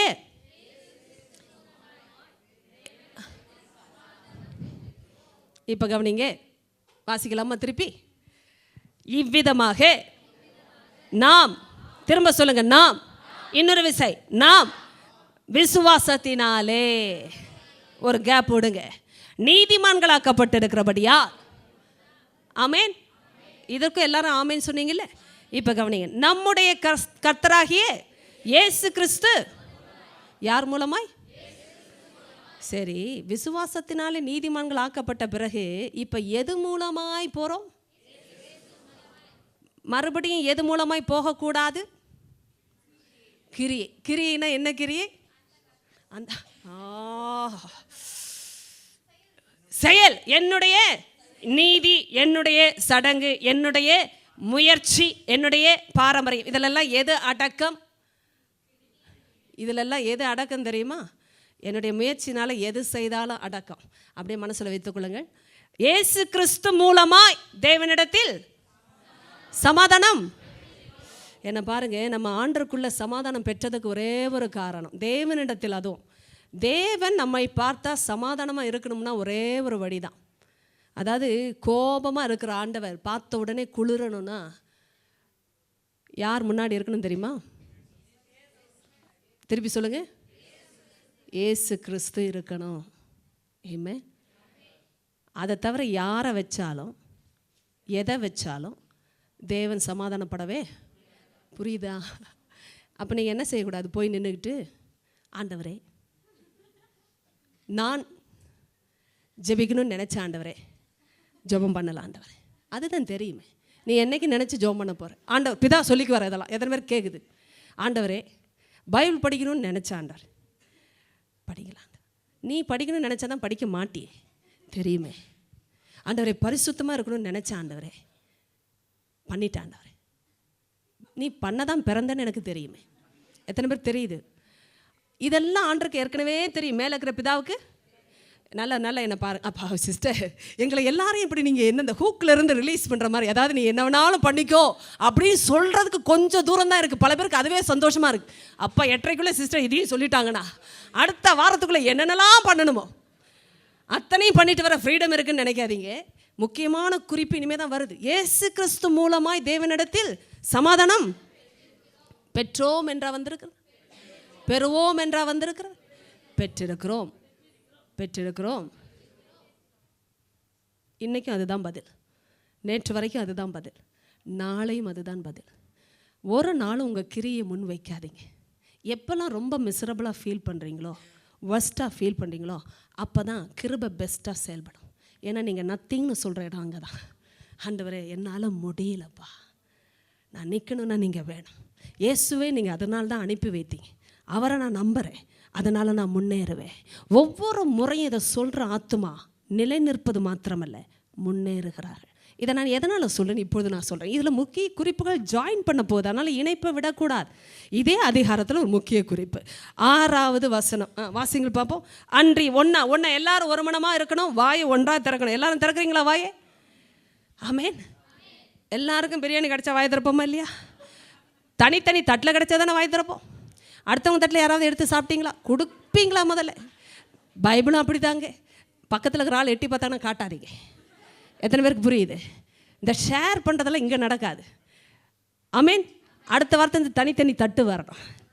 எத்தனை பேர் தெரியுது? பிரியாணியோட தட்டு பைபிள் தனித்தனியாக வரும். படிக்க முடிஞ்சா, நான் எல்லாரையும் கம்பல் பண்ணேன், படிக்க முடிந்தா. இப்போ கவனிங்க, எங்கே வருகிறது? அன்றியும் சொல்லுங்கள், அன்றியும் நாம், திரும்ப சொல்லுங்கள், நாம். 3வது முறை. அப்பா இதெல்லாம் பாரம்பரியத்தில் உதவியான ஒரு விஷயம். 3 முறை சொன்னால் அப்படியே பதியுங்க. ஏங்க அது 3 தடவை தான் சொல்லுமான்னு நீங்கள் இப்போ கேட்கணும் கேள்வி. சிஸ்டர் அடுத்த முறை 2 தடவை நிறுத்துவோம், அடுத்த முறை 4 தடவை சொல்லுவோம். அந்த பாரம்பரியத்தையும் உடைக்கணும். 3 முறை சொல்லிட்டீங்களா? நாம் சொல்லுங்க. பலனற்றவர்களாக இருக்கும் போதே. யார் அந்த நாம்? நானும் தான். இந்த நாம்னு சொல்லும்போது நானும் தான். நீங்கள் சொல்லுங்கள், நானும் தான். இந்த கூட்டத்தில் பலனற்றவர்களாக இருக்கும் போதே அப்படின்னா என்ன அர்த்தம்? கொஞ்சம் கூட பலனே இல்லாதிருக்கும் போதே குறித்த காலத்தில் கிறிஸ்து அக்கிரமக்காரராக்காக மரித்தார். ஆமென். அக்கிரமக்காரர் யாரப்போ? நான் தான். நான் அக்கிரமக்காரியாக வாழ்ந்த வரைக்கும் எப்படி இருந்தேன்னா பலனற்றவளாய். நன்றாய் கவனிங்க. அடிமைத்தனம்னு ஒரு வார்த்தையை சொன்ன ஞாபகம் இருக்கா? அடிமைத்தனத்தில் வைத்திருந்த பிசாசு நம்மளை ராஜா மாதிரி காட்டிச்சு. எத்தனை பேருக்கு புரிகிறது? இந்த ஆதாமை ஏவாளையும் இப்படி ட்ரிக் பண்ண பிசாசு எதை சொல்லி ட்ரிக் பண்ணான்னு தெரியுமா? நீ அந்த பழத்தை சாப்பிட்டா பரதேசியாக போயிடுவேன்னு சொல்லவே இல்லை, அடிமை ஆயிடுவேன்னு சொல்லவே இல்லை, நாசமாக போயிடுவேன்னு சொல்லவே இல்லை. நீங்கள் சாகவே சாவதில்லை என்ற ப்ராமிஸ் எதை காட்டிச்சு? நீ சாப்பிட்டாலும் நல்லா இருப்பேன்னு காட்டிச்சு. அப்படின்னா என்ன அர்த்தம் தெரியுமா? நீ என் கைக்குள்ளே வந்தாலும் நல்லா இருப்பேன், அந்த அர்த்தம். எத்தனை பேருக்கு புரியுது? ஆனால் சொல்ல மாட்டான், சொல்லவே. எனக்கு நிறைய பேர் ஏமாந்துருக்கிற விஷயம் என்ன தெரியுமா? பிசாசுக்கு முழுசாக விட்டு போட்டாலும் நல்லா இருக்கிறதா நினைக்க வைத்திருக்கிறான், நல்லா இருக்கிறதா நினைக்க வைத்திருக்கிறான். ஏன் தெரியுமா? பணம் கொடுத்தா போதும், சாப்பிட கொடுத்தா போதும், ட்ரெஸ் கொடுத்தா போதும், பொசிஷன் கொடுத்தா போதும், சொத்து கொடுத்தா போதும், மணி வந்தால் போதும். எத்தனை பேருக்கு புரியுது? இன்றைக்கி கிறிஸ்தவர்களே நல்லா கவனிங்க. இது வேத பாடக வகுப்பு நிறைய பேர் பார்த்து கொண்டு இருக்கிறார்கள். நிறைய பேர் நினைக்கிற ராங் கால்குலேஷன். இதெல்லாம் இருந்தால் ஜீவன் இருக்கிறதா யார் சொன்னார்? ஒரு மனுஷனுக்கு திரளான ஆஸ்தி இருந்தாலும் அது அவனுக்கு ஜீவன் அல்ல. ஒரு மனுஷனுக்கு அவனுக்கு, அதுதான் ஆண்டவர் சொன்ன பர்சனலான ஒரு வார்த்தை. பர்சனலாக பேசுவார். ஒரு மனுஷனுக்கு எவ்வளவு திரளான ஆஸ்தி அவனுக்கு இருந்தால் கூட அது அவனுக்கு ஜீவனே அல்ல. அப்படின்னா ஜீவனுக்குரிய விஷயம் எங்கே வந்தது என்றால் கர்த்தர் சொன்னதில் மட்டும்தான் வந்தது. அதை தாண்டி இன்னொருவர் சொல்வதற்கு இடம் வரும் என்றால் அது ஜீவனுக்குரிய கேரண்டி இல்லை. பிசாசு எதை வைத்து வஞ்சித்தான் தெரியுமா? லைஃப்பை கொடுக்கிறதா நினச்சி இருக்கிற லைஃப்பை எடுத்தான். லைஃப்பை கொடுக்கிறதா வாக்குறுதி பண்ணி இருக்கிற லைஃப்பை எடுத்தான். இன்னைக்கு நான் சொல்வதை கவனிங்க. பலன் அற்றவர்களாய் வைத்திருந்தான். என்ன பாருங்க, நல்லா கவனிங்க, நல்லா கவனிங்க. நான் சாதிச்சேன். எத்தனை பேர் ரட்சிக்கப்பட்ட பிறகு சொல்ல முடிந்தது? நான் எல்லாம் உடைய ஆளாக நினைத்தேன், ஒன்று இல்லாமல் போனேன். இயேசு வந்து என்னை மாற்றி இன்னைக்கு ஒரு மனுஷனாக வாழ வச்சிருக்கிறான். உண்மை. எல்லாம் இருக்குன்னு நினைச்சோம், சாதிச்சோம் நினைச்சோம், அறிவிருந்தது என்று நினைத்தோம், ஆளுகை செய்தவர்களாய் நினைத்து கொண்டோம். ஆனால் உண்மையிலேயே அடிமைகளாக இருந்தோம். அதனால தான் போகிற பாதையும் தெரியல, எடுத்த முடிவோட விபரீதங்களும் தெரியல, இழந்த இழப்பும் முழுமையாக வரைக்கும் தெரியல. கர்த்தர் கிருபையை இடைப்பட்டனால உயிர் தப்பினது. எத்தனை பேருக்கு புரிகிறது? இல்லைன்னா உயிரும் போயிருக்கும். கர்த்தருடைய கிருபை வந்ததினாலே இழந்தது என்னது என்று தெரிய வந்தது. வெளிச்சம் வந்ததினாலே இருளின் கிரியைகள் வெளியரங்கமானது. உண்மைதானே? இன்னைக்கு நல்லா கவனிச்சு கேளுங்க. பலனற்றவர்களாய் இருந்தோம். அக்கிரமம் எங்க இருக்கோ அங்க பலன் போயிடுது. புரியுது? அக்கிரமம் எங்க இருக்கோ அங்க பலன் போயிடுது. பிசாசுக்கு இது தெரியும். பலத்துக்குரியவர்களாய் ஆளுகைக்கு உரியவர்களாய் இருந்த ஆதாம் ஏவாளை எப்படி பலனை இழக்க பண்ணுவது என்பது அவனுக்கு தெரியும். எப்போ உள்ள ஒரு அக்கிரமம் வருதோ, ஒரு கீழ்ப்படியாமையினாலே பாவம் வருகிறதோ, பலன் போய்விடும் என்று அவனுக்கு தெரியும். அதனால தான் அவன் பறித்ததை திரும்ப கொடுக்கவே கிறிஸ்து உலகத்தில் வந்தான். பாருங்க, சுவிசேஷத்தில் எத்தனை டிமென்ஷன்ஸ் வருது. பாவிகளை ரட்சிக்கவே கிறிஸ்து வந்தார் என்பது பைபிளில் இருக்குது, சத்தியமான வார்த்தை. ஆனால் பல ஆங்கிளில் எடுத்து கொடுக்கணும்னா இப்படிப்பட்ட பலனற்ற வாழ்க்கையில் பலனை திரும்ப கொடுக்கவே இயேசு பலவீனமானார். என்னுடைய பலவீனங்களுக்காய் அவர் பலவீனமானார். என் மாம்சத்தினாலே நான் பலவீனமாக இருந்தேன். நியாய பிரமாணத்தை கூட பலவீனம் ஆக்கிட்டேன். Law was weakened because of my own sinful nature. ஆனால் ஆண்டவர் பலவீனப்பட்டவரா தொங்கினார். பலத்துக்குரியவர். நன்றாக ஏனென்றால் பாவம் இல்லாதவர். பலவீனர்கள் நிமித்தம் தானே பலவீனனாய் தொங்கினார். பாவம் இல்லாத அவரை தேவன் நமக்காக பாவமாக்கினார். 2 கொரிந்தியர் 5:21. எத்தனை பேருக்கு புரிகிறது? வசனங்களை கவனிங்கள். ஆச்சரியமான பலனற்றவர்களாய் இருக்கும் போதே கிறிஸ்து அக்கிரமக்காரர்களுக்காக என்ன செய்தாராம்? மரித்தார். ஓ சரி, இப்போ மரித்தார் என்று வந்து இருக்கிறது. மரித்தார் எனக்காக அவர். இதெல்லாம் நீங்கள் வீட்டில் படிக்கணும். 9வது வசனம் எல்லாரும் சத்தியமாக வாசிக்கலாமா? சத்தமாக சத்தியத்தை வாசிக்கலாமா? அப்படி சொல்ல வந்தேன். அவர் ரத்தத்தினாலே எல்லாரும் ஏன் நீதிமான்கள் ஆக்கப்படவில்லை? விசுவாசிக்கவில்லை. நாம் தான் நீதிமான்களாக்கப்பட்டிருக்கோம். வசனம் 1 வாசித்தோம் அல்லவா? நாம் நீதிமான்களாக்கப்பட்டிருக்கிறோம். எப்படி? விசுவாசத்தினாலே என்று வந்ததே. இன்று அவருடைய இரத்தத்தினாலே யார் நீதிமான்களாக்கப்பட்டோம்? நாம். ஏனென்றால் விசுவாசித்தோம். கோபாக்கினைக்கு நீங்களாக அவராலே நாம் ரட்சிக்கப்படுவது அதிக. ஆமே. எத்தனை பேருக்கு புரிகிறது? இரத்தத்தினாலே நீதிமான்களாக்கப்பட்டிருக்கிறோன்னா அதுவும் எப்படி? விசுவாசத்தினாலே, இரத்தத்தினாலே நீதிமான்களாக்கப்பட்டிருக்கிறோம். இரத்தம் உண்மையாகவே கிரியை செய்கிறது, இயேசுவின் இரத்தம். ஆனால் எல்லாருக்குள்ளும் கிரியை செய்ய முடியவில்லை. ஏனென்றால் அவர்கள் விசுவாசிக்க. என்ன பாருங்க, விசுவாசித்தாலே போதும் நீதிமான்களாக்கப்பட்டிருக்கிறோம் என்றால் இப்பொழுது ஆண்டவர் சொல்லுகிறார் வல்லமையான வார்த்தை, கோபாக்கினைக்கு நீங்களாக நாம் அவரால் ரட்சிக்கப்படுவது அதிக. ஆமென், ஆமென். இப்போ கவனிங்க, கோபாக்கினைனால ஜட்ஜ்மெண்ட். இதிலிருந்து தப்புறதுக்கு அதிக கேரண்டி இருக்குது. ஏன்னா நீதிமான்களாக்கப்பட்டவங்க ஜட்ஜ்மெண்ட்டுக்கு தப்புறாங்க. அவருடைய ரத்தத்தில் அவ்வளோ வல்லமை. விசுவாசித்தாலே இவ்வளோ பெரிய வல்லமை கிரியை செய்கிறது என்று எத்தனை பேர் நம்புகிறீர்கள்? விசுவாசித்தாலே. என்ன பாருங்க, விசுவாசித்தாலே. எத்தனை பேர் புரிந்து கொண்டீர்கள்? நல்லா ஜெபித்தால் போட்டிருக்கா? பைபிள் நன்றாக தெரிந்தாலா? அதிகமாய் உபவாசித்தாலா? ஐயோ சிஸ்டர், அப்போ இதெல்லாம் பண்ணக்கூடாதா? ஏன் பண்ணுறேன்னு தெரியுங்களா? விசுவாசத்தால் இவ்வளோ பெரிய கிருபை எனக்கு கொடுத்ததினாலே ஜெபம் பண்ணுறேன். நான் கேட்குறேன், 24/7 எத்தனை பேர் எவ்வளோ ஜெபம் பண்ணுறீங்கன்னு கேட்டா எப்படிங்க கணக்கு பண்ணுறது? 7 நாளில் எத்தனை நாளுங்க நல்லா ஜெபம் பண்ணீங்க? அந்த நல்லான்ற வார்த்தைக்கே நான் மீனிங் கேட்கணும். நல்லானா என்ன அர்த்தங்க சொல்லுங்க. இப்போ வாங்க முடிக்கும் போது அப்படி தான் அனுப்பணும். நல்லா எப்படி ஜெபம் பண்ணீங்க? சத்தமாவா? 4 வீட்டுக்கு கேட்குற மாதிரியா? வேறு? ஐயோ ஓடி இருப்பாங்க என்னைக்கும் நம்ம ஜெபத்தை கேட்டிருந்தாங்க. வேறு? உள்ளேருந்து ஜெபம் பண்ணியிருக்கணும். அப்படி உள்ளேருந்து ஜெபம் பண்ணுறதுன்னா என்னங்க அர்த்தம்? முழு இருதயத்தோடு. எங்கப்பா சரியான வார்த்தை, தப்பவே முடியாது. இப்போல்லாம் சொன்ன பதில். நன்றி அறிதலோடு. டெய்லி நன்றியாக இருந்தீங்களா? டெய்லி உள்ளேருந்து ஜெபம் பண்ணீங்களா? உள்ளத்தின் ஆழத்தில் வேறு இன்னும் ஆழமாக போகணுன்ட்டாங்க அம்மா. அது என்ன ஆழன்னு எனக்கு தெரியாது, அவங்கக்கிட்ட கேட்போம். நம்ம தனியாக போய் கேட்கலாம். வேறு யாராவது? இல்லை சர்ஃபேஸில் நின்று ஜெபம் பண்ணவங்களுக்கு என்ன பேசுகிறாங்கன்னே புரியாது. என்னங்க பேசிக்கிட்டு இருக்கிறீங்க? நான் அந்த ஆழம்னா எனக்கு என்னன்னே தெரியாது. நான் காலையில் ஆண்டவரே காப்பாட்டும் என் கூட இரும் அப்படின்னு சொல்லிட்டு போகிறதுக்கே நேரம் சரியாக இருக்குது. அப்புறம் எங்கே அந்த பைபிள்லாம் வேறு படிக்கிறது. அதனால் கேலண்டரை முன்னாடியே மாட்டி வச்சுருக்கேன்னு சில பேர் நினைக்கிறாங்க. பரிசுத்த ஆவிக்குள்ளாக, அது எந்த அளவுக்கு உள்ளாகன்னு இப்போ ஐயா கிட்ட தனியாக போய் நம்ம அப்புறம் கேட்டுக்கலாம். எல்லாம் அழகாக எடுத்து கொடுக்குறாங்க. பரிசுத்த ஆவிக்குள்ளான எந்த அளவுக்கு உள்ளே போய் ஜெபம் பண்ணுறது? ஆவியானவர்னாலே முதல்ல எங்கே இருக்கிறான்னு இப்போ பல பேருக்கு அர்த்தம் புரியணும். ஆவியானவர் எங்கே இருக்கிறார்? அப்பா. இன்னொரு வார்த்தை, என்னுடைய ஆவிக்குள் இருக்கிறார். ரைட். வேறு? முழு இருதயத்தோடும் முழு பலத்தோடுனா எப்படிங்க பண்ணுறது?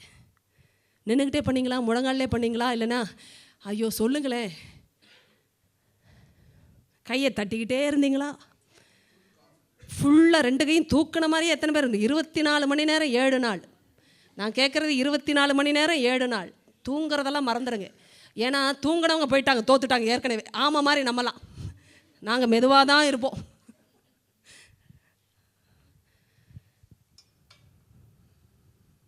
அருமையான சகோதரன் நேற்று சொல்லிட்டு இருந்தாங்க, இப்படிலாம் ஜெபம் பண்ண சொல்லி தராங்கன்ட்டு. எனக்கே ரொம்ப ஷாக்னா, எனக்கு புரியறதுக்கே ஒரு 1/2 மணி நேரம் ஆகும் போல இருக்குது. ஏசப்பாவை தூங்கணும் ஜெபம் பண்ணுங்கன்னு சொல்லி கொடுத்தாங்க. அவர் தூங்குவதும் இல்லை உறங்கும். நான் தான் தூங்கணும்னு எனக்காக ஜெபம் பண்ணணும். உலகத்தில் இப்படியும் ஜெபம் பண்ண சொல்லித்தராங்க, ஆண்டவர் தூங்க வைங்க. இது நல்லா இருக்கா?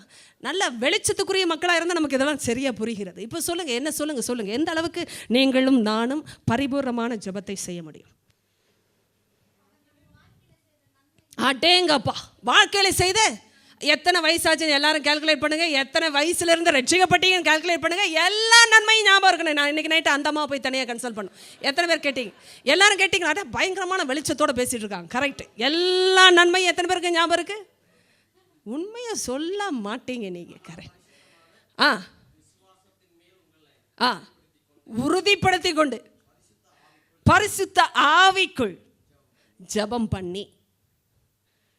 அதோட முடியல பாருங்கய்யா. அது கூட இன்னும் கூட எல்லாருக்காகவும் ஜெபம் பண்ணுங்க. நான் எனக்கு ஜெபம் பண்ணுறதே பூரணமாகலை, இதில் வேற எல்லா பரிசுத்தவான்களுக்கும் ஜெபம் பண்ணுமா? நல்லா கவனிங்க. இப்போ எல்லாம் இந்த மாதிரி ஜெபம் பண்ணால் எப்போ நான் ஜெபம் பண்ணி முடிக்கிறேன்?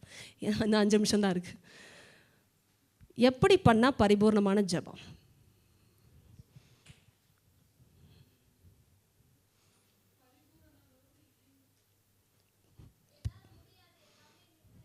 அப்படின்னு விழுந்துடுறோம். ஐயோ, அவங்களையும் போய் கன்சல்ட் பண்ணுவோம் இன்னைக்கு நைட்டு. எப்படிம்மா நீ விட்டு கொடுத்தேன்னு கேட்கலாம். கரெக்டா இல்லையா? என்னால் முடியாது எஸ்ப்பா எல்லாமே அப்படின்னே சில பேர் தூங்கிட்டாங்க. ஓடிடுச்சா? நம்ம ஜெபம் பண்ணி ஆண்டவர் கேட்டுட்டாலும் ஒரு ஆள் கூட இங்கே இருக்கிறவங்க பெருமை எடுக்க முடியாது. நான் நல்லா ஜெபிக்கிற ஆள். யார் நல்லா ஜெபிக்கிறவங்க எனக்கு தெரியல. உண்மையா எது பரிபூர்ணமான ஜெபம்? மனது இருக்கணும், ஃபுல் அடேங்க. ஐயாவை தனியாக போய் பிடிச்சி இன்றைக்கி ஒரு 10 பேர் ஐயாவை பிடிங்க. ஃபுல் கான்சன்ட்ரேஷனாக என்னான்னு இப்போ ஐயாவை கேட்கணும். கரெக்டா? ஒப்பு கொடுக்கணும். அதுதான் ஓடிடுது. 1 மணி நேரம் ஒப்பு கொடுத்தே ஓடிடுச்சு. அதுக்கு பிறகு ஜெபம் பண்ணலான்னு நினைக்கிறதுக்குள்ளே நமக்கு டைம் இல்லை. ஒப்பு கொடுக்கவே அவ்வளோ நேரம் ஆயிடுச்சு. பிறருக்கா ஐயா அங்கேயே ஸ்டார்ட் பண்ணிட்டார். பிறருக்காக ஜெபம் பண்ணால் பூர்ணமான ஜெபம்ன்றார். எப்படிங்க இதெல்லாம் நான் ப்ராக்டிஸ் பண்ணுறேன்?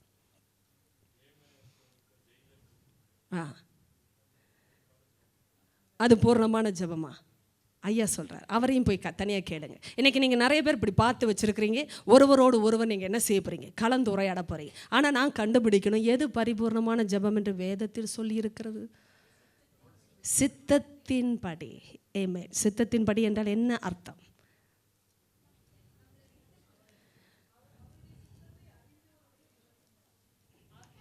சரியா சொன்னேன். இதை நான் அடுத்த வாரம் தொடுவேன். அவருடைய சித்தத்தின்படி எதையாகிலும் கேட்டால் அவர் நமக்கு செவி கொடுக்கிறார் என்பதே நாம் அவரை பற்றி கொண்டிருக்கிற தைரியம். ஆமே. பாருங்க, ஜெபத்தில் கூட ஒரு தைரியம் இருக்கான். என்ன தைரியம்னா, நான் கேட்கறதுக்கு எல்லாம் பதில் இருக்கு என்றால் என்ன அர்த்தம் தெரியுமா? இல்லை, அவருடைய சித்தத்தின்படி எதையாகிலும் கேட்டால். இப்போ சித்தத்தை எப்படி அறிவது? என்ன பாருங்க, எல்லாம் முக்கியமான குறிப்பு. சித்தத்தை எப்படி அறிவது? அவருடைய சித்தத்தின்படி. என்னங்க கொஞ்சம் சத்தமாக சொல்லுங்க. செல்ஃபிஷா இல்லை. ஆமாம். இப்போ சுயத்தில் இல்லாத அவருடைய சித்தத்தை அறிவது எப்படி?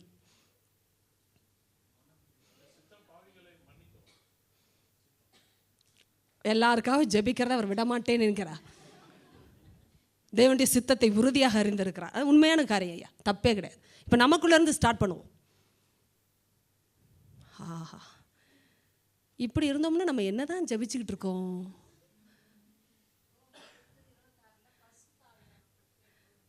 கரெக்டுமா. பரிசுத்த ஆவியான ஒரு முக்கியமான நபர் தேவனுடைய சித்தத்தை நமக்கு அறிவிப்பதில்லை. சில நேரம் தேவனுடைய சித்தம் என்ன என்றே நமக்கு அந்த சூழ்நிலையில் புரியவில்லை என்று வைத்துக்கோ. நல்லா கவனிங்க. தலை நிறைய ரொம்பி போய் பாரத்தோடு உட்காந்துருக்கிற ஆளுக்கு ஜெபம் ஓடாது. மனதில் கவலையோட கண்ணீரோட சூழ்நிலை நெருக்கத்தினாலே சிந்தனை சிதறி என்ன ஜெபிப்பது என்றே குழம்பி போன சூழ்நிலையில் உட்கார்ந்துருக்கிற ஆளுக்கு ஜெபம் ஓடாது. இந்த சூழ்நிலையில் ஆவியில் நிரம்பி ஜெபம் பண்ண ஆண்டவர் நமக்கு கற்றுக் கொடுத்துருக்கிறாரே. என்ன அர்த்தம்? தேவனுடைய ஆவியானவர் பரலோக தந்தையின் சித்தத்தை அறிந்து என்ன செய்கிறாராம்? பிதாவின் சித்தத்தின்படி நமக்குள்ளிருந்து விண்ணப்பங்களை ஏறெடுக்கிறார். அது நமக்கு புரியாத பாஷையில் ஏக்கத்தோட அவர் என்ன செய்வார்? விண்ணப்பம் செய்வார். முக்கிய குறிப்பு. 2வது, தேவனுடைய சித்தத்தை அறிகிற ஒரே ஒரு வழி அவருடைய வசனம். நன்றாய் கவனிங்க. ரோமர் 12:2 உங்களுக்கு தெரியும். மனம் புதிதாகிறதுனாலே மறுரூபம் ஆக வேண்டும் என்றால் மனதை புதிதாக்கக்கூடிய வல்லமை அவருடைய வார்த்தையில் மட்டுமே உண்டு. அதனால் உலகத்துக்கு ஒத்த வேஷத்தை விட்டு நீங்கி மனம் புதிதாகிற அந்த வசனத்தை எடுத்து கொள்ளும் பொழுது தேவனுடைய நன்மையும் உண்மையும் பரிபூர்ணமான சித்தத்தை அறியத்தக்கதாக நாம் மறுரூபமாகிறோம். ஆமென். என்ன பாருங்க, ஆண்டவருடைய சத்தத்தை கேட்காதவர்கள் சித்தத்தை அறிய முடியாது. சித்தத்தை அறியாதவர்கள் ஜெபித்தாலும் வல்லமையான ஜெபமாய் இருக்காது. நீங்கள் சித்தத்தை அறிந்து ஜெபிக்கிற ஜெபமே வல்லமையின் ஜெபம். அப்படி என்றால் இப்பொழுது எழுதி இருக்கிறதே இதன் அடிப்படையிலேயே ஜெபிக்கணும். அப்பா, இயேசு கிறிஸ்து மூலமாய் இரத்தத்தின் அடிப்படையில் வருகிறேன் பிதாவே, நீ ஒரு காலம் என்னை புறம்பே தள்ளவே முடியாது. எத்தனை பேருக்கு இப்பொழுது புரிகிறது? ஒப்பு கொடுப்பதும் விட்டு கொடுப்பதும் எங்கே சுலபம் தெரியுமா? அப்பா இயேசுவின் மூலமாக என்னை ஏற்றுக்கொண்டார் என்பதை அறிந்தவர்கள் தான் ஒப்பு கொடுக்கவே முடியும். ஏமே, நான் விட்டு கொடுத்தாலும் ஆண்டவர் என்னை உதைப்பார்ன்ற மனநிலைமையில் உட்கார்ந்துருந்தா எப்படி ஜெபம் ஓடும்? நான் ஒப்பு கொடுத்தாலும் ஆண்டவர் ஏற்றுக்கொள்வாரோ இல்லையோ என்று சந்தேகிக்கிற ஆத்மா எப்படி ஜெபத்தில் விடுதலையை பெறும்? முடியாது. நீங்கள் சத்தியத்தை சொல்லி சொல்லி ஜெபம் பண்ணி பாருங்க, 10 நிமிஷம் ஜெபம் கூட வல்லமையுடையதா. ஆனால் 10 நிமிஷத்தை தாண்டி ஜெபம் ஓடும். ஏன் தெரியுமா? வல்லமை பெருக வைப்பதே வார்த்தை என்றா. நான் கேட்குறேன், எரிகிற விறகோட சேர்த்தா என்ன ஆகும்? இன்னும் வேகமாக எரியும். 2 விறகு எரியும் போது இன்னொரு விறகை வச்சா என்ன ஆகும்? வார்த்தை அப்படிதான். நல்லா கவனி என்னை பார்த்து கொண்டே இருங்க. ஸ்தோத்திரம் ஸ்தோத்திரம் ஸ்தோத்திரம் ஸ்தோத்திரம் எவ்வளோ நேரம் பண்ணுறது? கிளிப்புள்ள மாதிரி 10 வருஷம் ஒரே ஜபத்தை பண்ணிகிட்டு இருந்தீங்கன்னு வச்சுக்கோங்க, உங்களை குறித்து எனக்கு உண்மையாகவே சந்தேகம் இருக்குது. நீங்கள் சத்தியத்தை படிக்கிற ஆளான். நல்ல கவனிங்க, பைபிள் தெரியாமல் ஜபம் பண்ணாதீங்க. அதுக்கு பைபிளை திறந்து வச்சு ஒரு 10 நிமிஷம் பண்ணாலும் எழுதியிருக்கிறது அப்படியே சொல்லி ஜெபம் பண்ணுங்க. உங்கள் ஜெபத்தை கர்த்தர் கேட்பான். ஏசியா 53 எடுத்து வைத்துக்கொள்ளுங்க, கொஞ்சம் பெரிய ஜெபமாக இருக்கும். பவுல் பேசின ஜெபங்களை நீங்களே படித்து பாருங்கள். அதை படித்து புரியறதுக்கே 1/2 மணி நேரம் போகும். அதுக்கு பிறகு ஜெபம் பண்ணலாம். புரியாமல் மட்டும் ஜெபம் பண்ணாதே. எத்தனை பேருக்கு புரிகிறது? ஆமே, நம்ம ஜெபங்கள் வல்லமை இல்லாமல் போனதுக்கு காரணம் வசனம் இல்லை. அதனால் பிசாசு ஏமாற்றிக்கிட்டே இருக்கான். நீ எவ்வளோ நேரம் குற்றமான சாட்சியில் உட்காந்துருப்ப, நீ எவ்வளோ நேரம் சொன்னதையே சொல்லிக்கிட்டு இருப்ப. ஆண்டவர் சொல்லிட்டார், உன் ஜெபத்தை கேட்கறதுக்குரிய வல்லமையே என் சித்தத்தின்படி கேட்பதே என்று சொன்னாரே. சத்தியத்தில் எழுதியிருக்கிறத சொல்லி காட்டும்போது பிசாசின் வல்லமை உடைகிறது. சொல்லுங்க, குற்றமான சாட்சியை நீக்குகிற உங்களுடைய ரத்தத்தின் அடிப்படையில் வர்றப்ப செத்த கிரைகளை என் மனசாட்சியை சுத்திகரிக்கிற ரத்தத்தை நம்புகிறேன்னு சொல்லும்போதே பிசாசு சிதறான். ஏன்னா அதற்கு மேலே அவன் நிற்க முடியாது. நீங்கள் பண்ண செத்த கிரைகளே நினச்சி பேசிகிட்டு இருந்தீங்கன்னா ஆண்டவர் சொல்ல ரத்தம் இருக்குது. நான் கேட்குறேன், என்னைக்காவது பாத்ரூமில் போய் உட்காந்துக்கிட்டு ஐயோ இவ்வளோ அழுக்காக இருக்கிறனே, எப்போ இந்த அழுக்கு போகுமோ தெரியலையே அப்படின்னு என்னைக்காவது உட்காந்துருந்தீங்களா? சொல்லுங்கள். என்னைக்காவது வீட்டுக்குள்ளே நுழைஞ்சு இருட்டாக இருக்கே இவ்வளோ இருட்டில் நான் என்னைக்கு தான் வாழ்ந்து நல்லா இருக்க போகிறனோ தெரியல என்னைக்காவது உட்காந்து அழுதிங்களா? சொல்லுங்கள். நம்மளை அறியாமலே முதல்ல இருட்டாக இருந்தால் நேராக அந்த இருட்டில் கூட தலைவரது சுவிட்ச் எங்கன்னு தான். ஏன்னா சுவிட்சை போட்டால் அது ஓடிடும். இன்றைக்கி பைபிளை நம்ம தடவுறதே இல்லை. திரும்பி பாருங்கள் எங்கே என்ன தான் இருக்குன்னு கொஞ்சம் எழுதி இருக்கிறபடியே ஜோமனை கற்றுக்கோங்க. நான் என்றைக்குமே யோசிப்பேன், இவ்விதமாய் தான் நீதிமானாக்கப்பட்டோன்னா வேறு விதத்தில் இல்லை. இயேசு கிறிஸ்து மூலமாய் என்றால் அவரை தாண்டி இன்னொரு ஆளை வைக்காதீங்க. அப்படின்னா என்ன அர்த்தம்? உங்களையே வைக்காதீங்க. நான் நல்லவள் இல்லை, பூரணல் இல்லை, நான் பாவிதான் சுபாவத்தின்படி, ஆனால் என்னை நீதிமானாக்கின இயேசுவின் ரத்தத்தினாலே வருகிறேன்னு சொல்லி பாருங்கள். பிசாசுக்கு வேலையே இல்லை அந்த இடத்துல. 5 நிமிடம் பண்ணாலும் வெளிப்பாட்டோடு பண்ணுங்க. எத்தனை பேருக்கு புரியுது? 5 நிமிடம் பண்ணாலும் அர்த்தத்தோடு பண்ணுங்க. ஸ்தோத்திரம். நிறைய பேர் சொன்னாங்க இயேசுவின் ரத்தம் ஜெயன்றாங்க. எந்த விதத்தில் ஜெயன்னே தெரியல. ரோமர் 12 தெரிஞ்சால் தானே ஜெயம். 11வது வசனத்தில் அல்லவா ஜெயம். சத்தியத்தின்படி சொல்லுங்கள், சத்தியத்தின்படியே ஜெபம் பண்ணுங்க. எத்தனை பேருக்கு புரிகிறது? நீங்கள் மனப்பாடம் பண்ணலாம், டைம் எடுத்து மனப்பாடம் பண்ணுங்க. ஆனால் திறந்த வேதத்தோட ஜெபம் பண்ணுங்க. ஒரு 10 நிமிஷம் பண்ணாலும் தெளிவாக பண்ணுங்கள். அதுக்கு பிறகு நீங்கள் சொன்ன மாதிரி எல்லா பாயிண்ட்டையும் சேர்த்துக்கலாம். நன்றி அறிதலோடு, உள்ளத்தின் ஆழத்திலிருந்து, முழு பலத்தோடு, உண்மையாக சொல்ல முடங்காலோடு ஜெபம் பண்ணுற எத்தனை உண்மையான பரிசுத்தவான்கள் நல்லவர்கள் உண்டு. என்னை விட பராக்கிரமசாலிகள், பரிசுத்தவான்கள், நல்லவர்கள். கர்த்தர் தொடர்ந்து செய்ய பலன் தருவாராக. உண்மையாக சொல்கிறேன், செய்யுங்க, தொடர்ந்து செய்யுங்க. உபவாசித்து செய்கிறவர்கள், அதிகாலையில் எழும்புகிறவர்கள், இதெல்லாம் எக்ஸ்ட்ராஸ். நான் சொல்கிறதெல்லாம் நல்லா கவனிங்க. எதை வேணாலும் எக்ஸ்ட்ராவாக பண்ணுங்க. ஆனால் அடிப்படை சத்தியம். இதன் அடிப்படையில் நீங்கள் நின்று என்ன வேணாலும் ஆண்டவருக்கு சொல்லுங்கள். நன்றி அறிதலோட ஆழத்திலிருந்து உண்மையாக. வேறு என்ன சொன்னீங்க? தேவனுடைய ஆவிக்குள்ளாக பரிசுத்த ஆவிக்குள்ளாக அநேகருக்கு ஜெபம் பண்ணுற ஜெபம். தேசத்துக்காக, ஏழை மக்களுக்காக, சிறைச்சாலையில் இருக்கிறவங்களுக்காக, சீரிய தேசத்து கிறிஸ்தவர்களுக்காக, ஈராக் தேசத்து கிறிஸ்தவர்களுக்காக, என்ன வேணால் சேர்த்து ஜெபம் பண்ணணும். ஆண்டவங்களுடைய ஜெபங்களை அங்கீகரிப்பா. ஏமேன். எத்தனை பேருக்கு புரிந்தது? இப்போ நாம் எல்லாரும் நீதிமான்களாக்கப்பட்டிருக்கிறபடியா, எல்லாரும் பலன் பெற்றிருக்கிறபடியா, ஆண்டவருடைய சத்தியத்தின் அடிப்படையில் கர்த்தர் உங்களையும் என்னையும் நேசிக்கிறார். ஏமேன். ஒருவரை கூட புறம்பே தள்ளவில்லை, குற்றவாளிகளாய் பார்க்கவில்லை. ஆனால் அந்த ரத்தத்தை மட்டும் நம்பி என்ன செய்யுங்க? ஒவ்வொரு முறையும் முன்னேறுங்க. ஏமேன். உங்களை பின்னாடி இழுத்தா அது இயேசுவின் ரத்தத்தின் வேலையே இல்லை.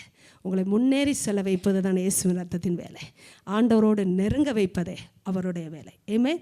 பிரிக்கிற எந்த ஆளையும், எந்த பேச்சையும், எந்த பிசாசின் வார்த்தையும் இப்போ அந்த ரத்தத்தால் முறியடிங்க பார்ப்போம். எழுந்து நிற்கலாமா? எழுந்து நிற்க பார்ப்போம். ஆண்டுடைய சமூகத்தில் பேச போகிறோம். 5 நிமிடம் ஜெபம் பண்ணாலும் சொல்லுங்க, ஏசப்பா, இந்த முதல் வார்த்தை ரோமர் 5:1 படி, விசுவாசத்தினாலே நாங்கள் நீதிமானாக்கப்பட்டிருக்கிறபடியா. சொல்லுங்க, நான் நீதிமானாக்கப்பட்டிருக்கிறபடியா. அந்த விசுவாசத்தினாலே என்ற வார்த்தை எங்கே வந்திருக்கிறது? 9. இப்படி நாம் அவருடைய இரத்தத்தினாலே நீதிமான்களாக்கப்பட்டிருக்க. ஹல்லேலூயா, ஆமென். அப்பா, நான் உம்முடைய இரத்தத்தினாலே நீதிமானாக்கப்பட்டிருக்கிறேன், இன்றும் நீதிமானாக்கப்பட்டிருக்கிறேன். அந்த நீதிக்கு ஒரே ஒரு அஸ்திபாரம், இயேசுவின் ரத்தம் மட்டுமே. இயேசுவின் ரத்தம் அல்லாமல் என் வாழ்க்கைக்கு, நீதிக்கு எந்த அஸ்திபாரமும் இல்லை. அதை நான் புரிந்து இந்த வசனத்தின் அடிப்படையில், ஆண்டவரே, இயேசு கிறிஸ்து மூலமாய் தேவனிடத்தில் நான் சமாதானம் பெற்றெடுக்கிறேன்.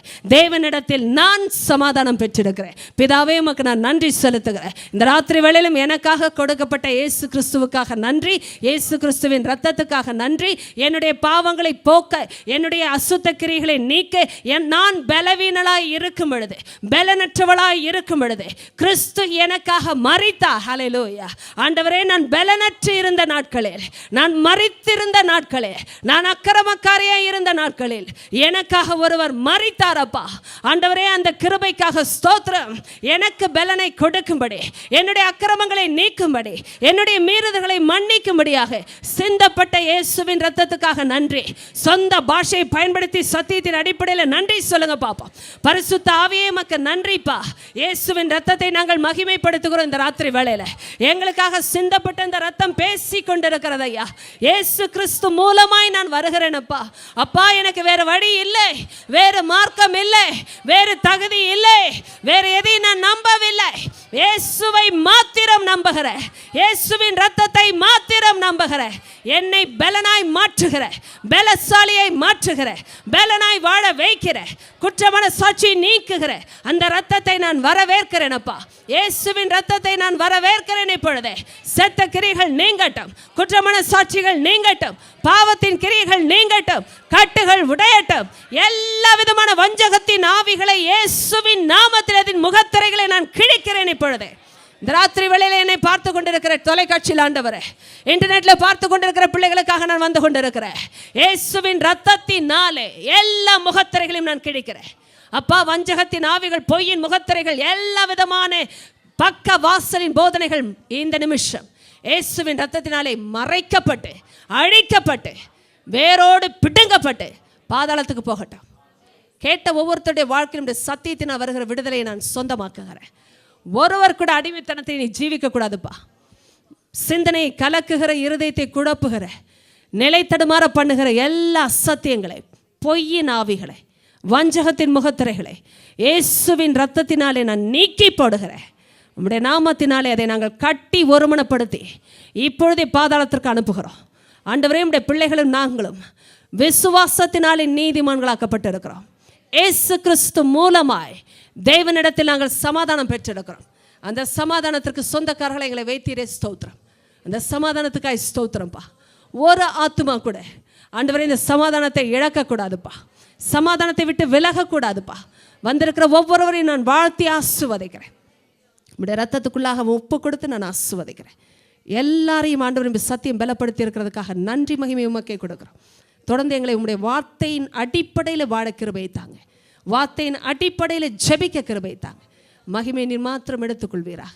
இயேசுவின் நாமத்தில் ஜெபிக்கிறோம் பிதாவே, ஆமென், ஆமென்.